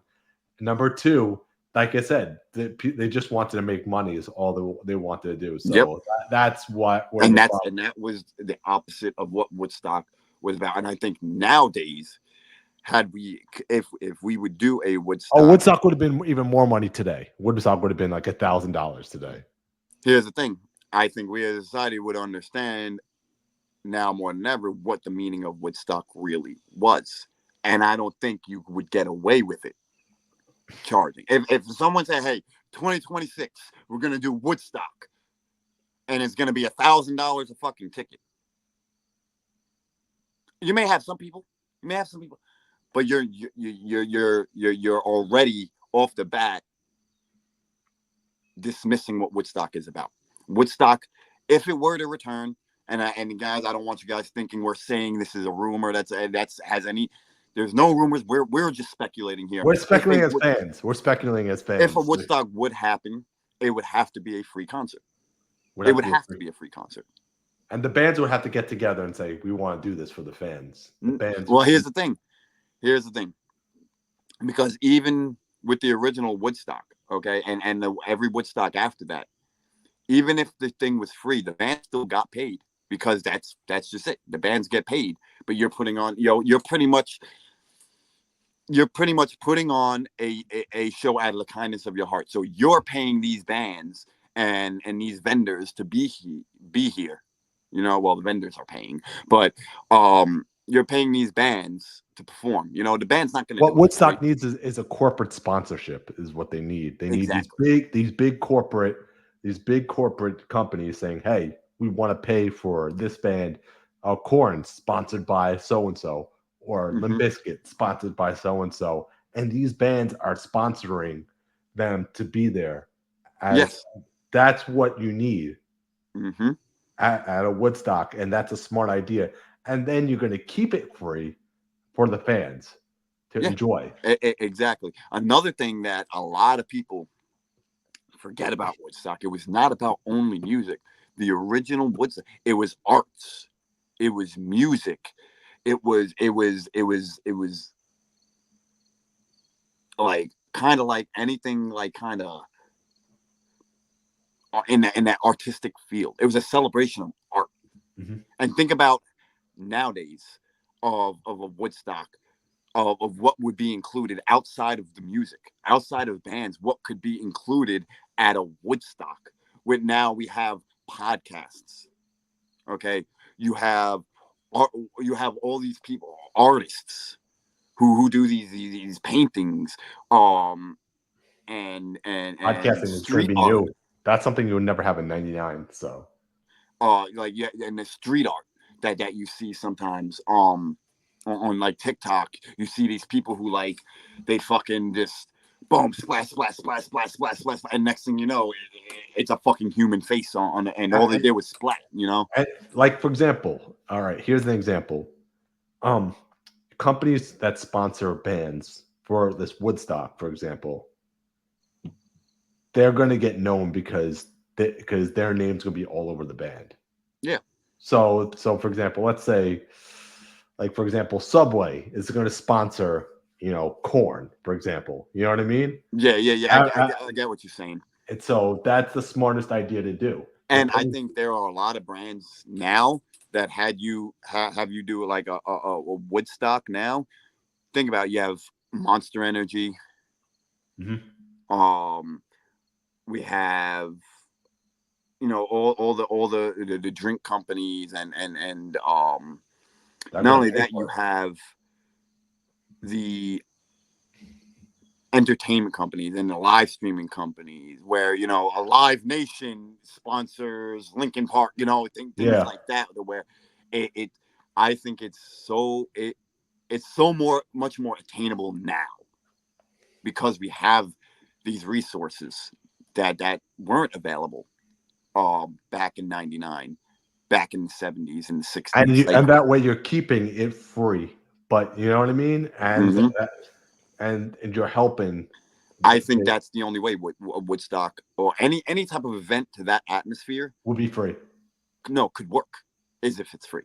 Yeah. Because it has to be about the community. It has to be about the audience. It has to be about the arts. It has to be about the celebration of peace, love, unity, and respect. Mhm.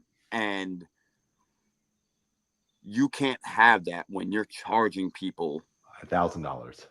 thousands of dollars, and then they get to the place, and then they have to pay thousands of dollars to vendors to get food and drinks and this and that. Um, and I think that goes against the whole peace, love, unity, respect, Mhm. because Now you're angry. now what you're doing is you're doing the same thing that you did in '99. Is okay, a bottle of water is $10. Well, fuck. I spent fucking $500 on tickets, and now I have to come here. I want to buy my band's favorite shirt, so that's going to be about 30-40 bucks. Now I got to pay $10 for a bottle of water, and the food truck over there is charging about $30 a fucking plate. And fuck, what's there to enjoy? Now you're gonna have the bad attitude start coming, and you're gonna have the negativity start growing amongst people, and negativity is a domino effect. I get mad and angry, and then I complain to you, and then you get mad and angry, and then you're talking to the next person, he gets mad, and next thing you know, you got 1,000 people who are mad and fucking angry, and all they wanted to do was enjoy a weekend. Mhm. I'm not saying don't make your money. I'm saying make There's the ways. concert There's free. ways to make money without Listen, pissing the. if you made a concert free, okay, now, and remember this, Woodstock is on a field, so it's not really seating or anything like that. Okay, you make a concert free. You want to charge $5 for a bottle of water? Fine. That's fine. Fine, but don't charge me hundreds and or thousands of dollars to attend this, and then charge me even more to be able to survive this weekend. Hmm. I think a Woodstock is something that's needed. I've been thinking about it for a while, but I think the conversation needs to open up for a Woodstock, um, even if it's just a one-off thing. You know, you'll get people to attend based off of nostalgia. Hmm. You know, you'll get people who remember Woodstock '99, Hmm. and they'll be like, you know what? I remember '99. I was there. Maybe I'll go to this one because I know it's not going to be as dangerous. Hmm. There's going to be security in place. There's going to be EMTs and ambulance. All that shit. It's going to be a safer environment now. Hmm. Um, and you're going to get the people that just want to be free and be freedom. Because when I watch videos and I see photos of the original Woodstock, and I see how Best piece. peaceful they Yeah. were, at peace, and how it's a large gathering of people who don't know each other, who are now getting to know each other, and they're sharing this life experience, this once in a lifetime experience together. They're sharing that. I'll tell you, I've been to a lot of raves. I was a rave kid, like Oh I God. and and this is why I say peace, love, unity, respect, because that was the motto in raves, was peace, love, unity, respect, plur. And that's kind of what we like. That's the mindset we went into when we were partying. Yes, I did a lot of drugs. I've done acid. I've done fucking Molly. I've done ecstasy. I've done some shit, man. I've fucking been in a K-hole before. I've had out of body experiences. Like, I've had some pretty, but I never felt like I was in danger with Yeah. the people I was around, you know? Hmm. And mind you, I'm around people I really don't know, but I never felt like I was at risk of anything. I never felt like I was in danger when I was starting to go to raves. Eventually it became something different. The culture became, to me, a dirty. It became a dirty culture.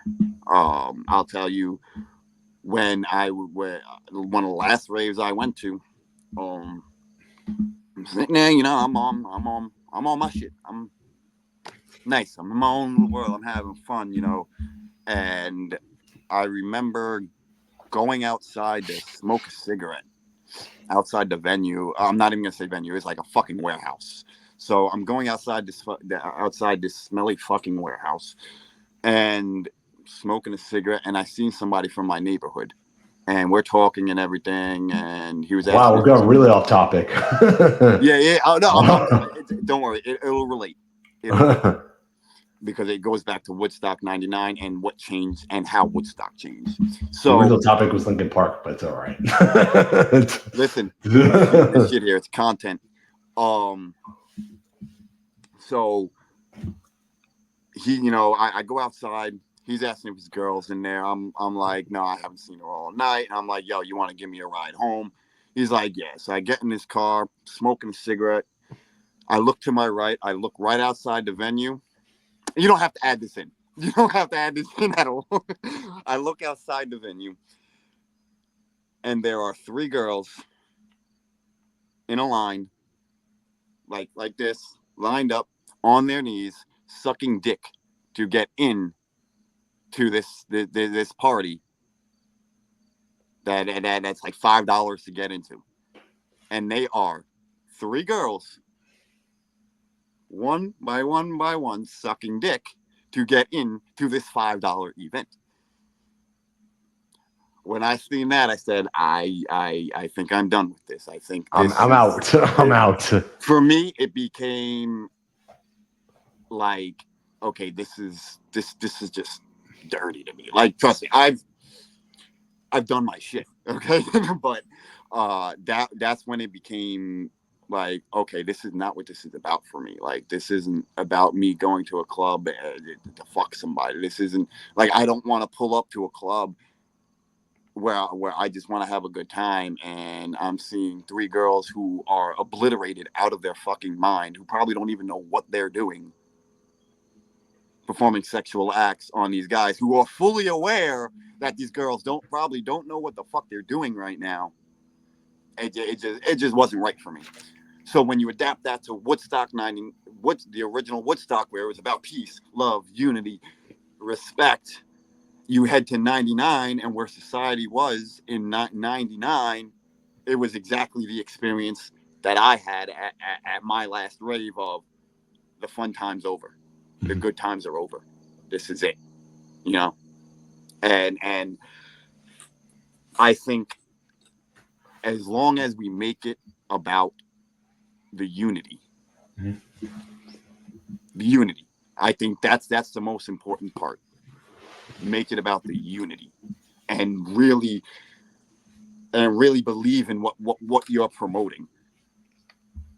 You can't have a Woodstock that's based on corporate greed. No, you can't. That defeats the whole purpose of it. Greed does not equal unity.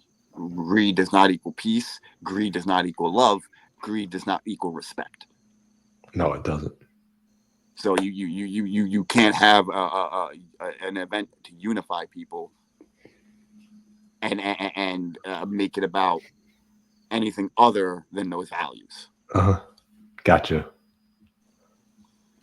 But that's a crazy story. Oh, bro. That's not even the half of it, bro. Bro, I can. Oh, I can't wait till my career's done and I do my shoot interview. This is kind of like a small sample right there. Your shoot interview right there.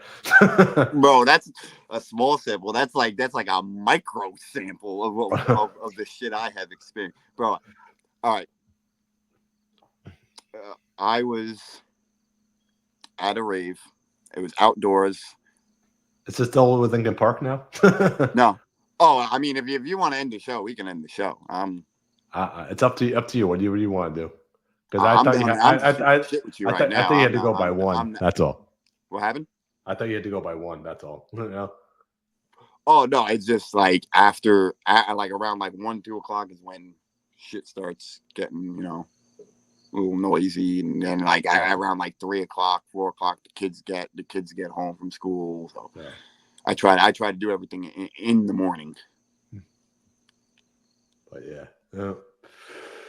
But yeah, if you want to wrap up the show, we can wrap up the show. We could wrap it up, yeah, if you want.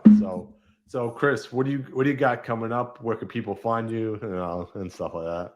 All right. Well, if you guys want to find me on the social medias, it's at Rex Wrestles. That's at REX Wrestles. That's Twitter, Facebook, Instagram. I am on TikTok. You just got to add a little underscore after Wrestles because they won't let me have my name. But as far as what I got coming up, October 4th, heading back to Maine to wrestle for Ring Wars, which is a unique concept. It's not a wrestling promotion. It's a competition with different promotions in Maine. Pretty much literally competing. It's like, this person's guy versus this person's guy. It's not as booked like as you would think a pro wrestling event is. Like there is like we know wrestling's predetermined, like with winners and losers.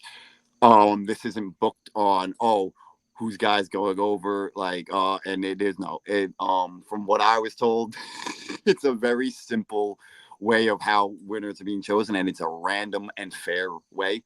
I just don't want to give those details because I don't know if I'm allowed to. So yeah, that's going to be in Palmyra, Maine, October 4th. October 5th, I'll be in Milford, Maine for Let's Wrestle, for Madness in Milford. October 13th, I'll be in New Jersey. I'm not announcing the promotion yet, but I will be wrestling in New Jersey. November 2nd, I'm back in Maine for Main Event Wrestling. I'm pretty much like booked up till December. Getting back into the ring, man. I'm so happy. I'm just so happy I had you on the podcast, man. I'm just back on the podcast because you've been so busy and everything like that.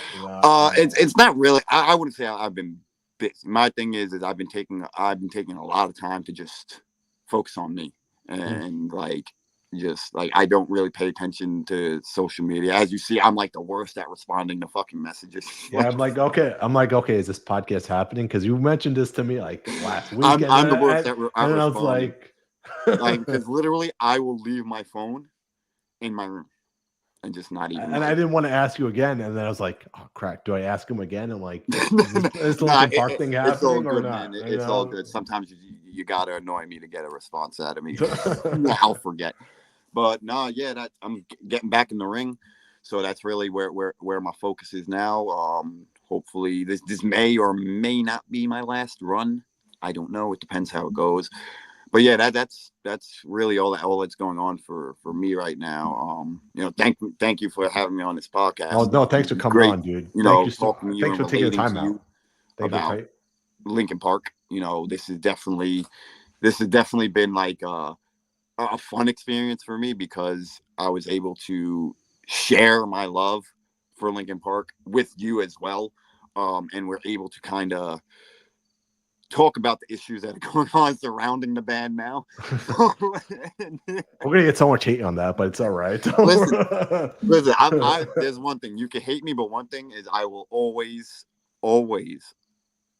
be very brash and very honest with my words, very straightforward with my words. So people may not like what I have to say, but when you think about what I say, it's like he's not lying, like, all right, we are being a little too fucking sentimental here, like.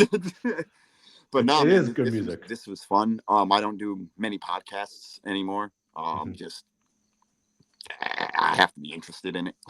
So I was definitely interested in this one. And again, thank you for having me on. Yeah, man, it was great. This experience was great. We went almost like 2.5 hours, almost like 2 hours and Yeah, ten but let me tell you, minutes. you got content though, right? We got That was great the only content probably for months and months now. So thing. That's the point, man.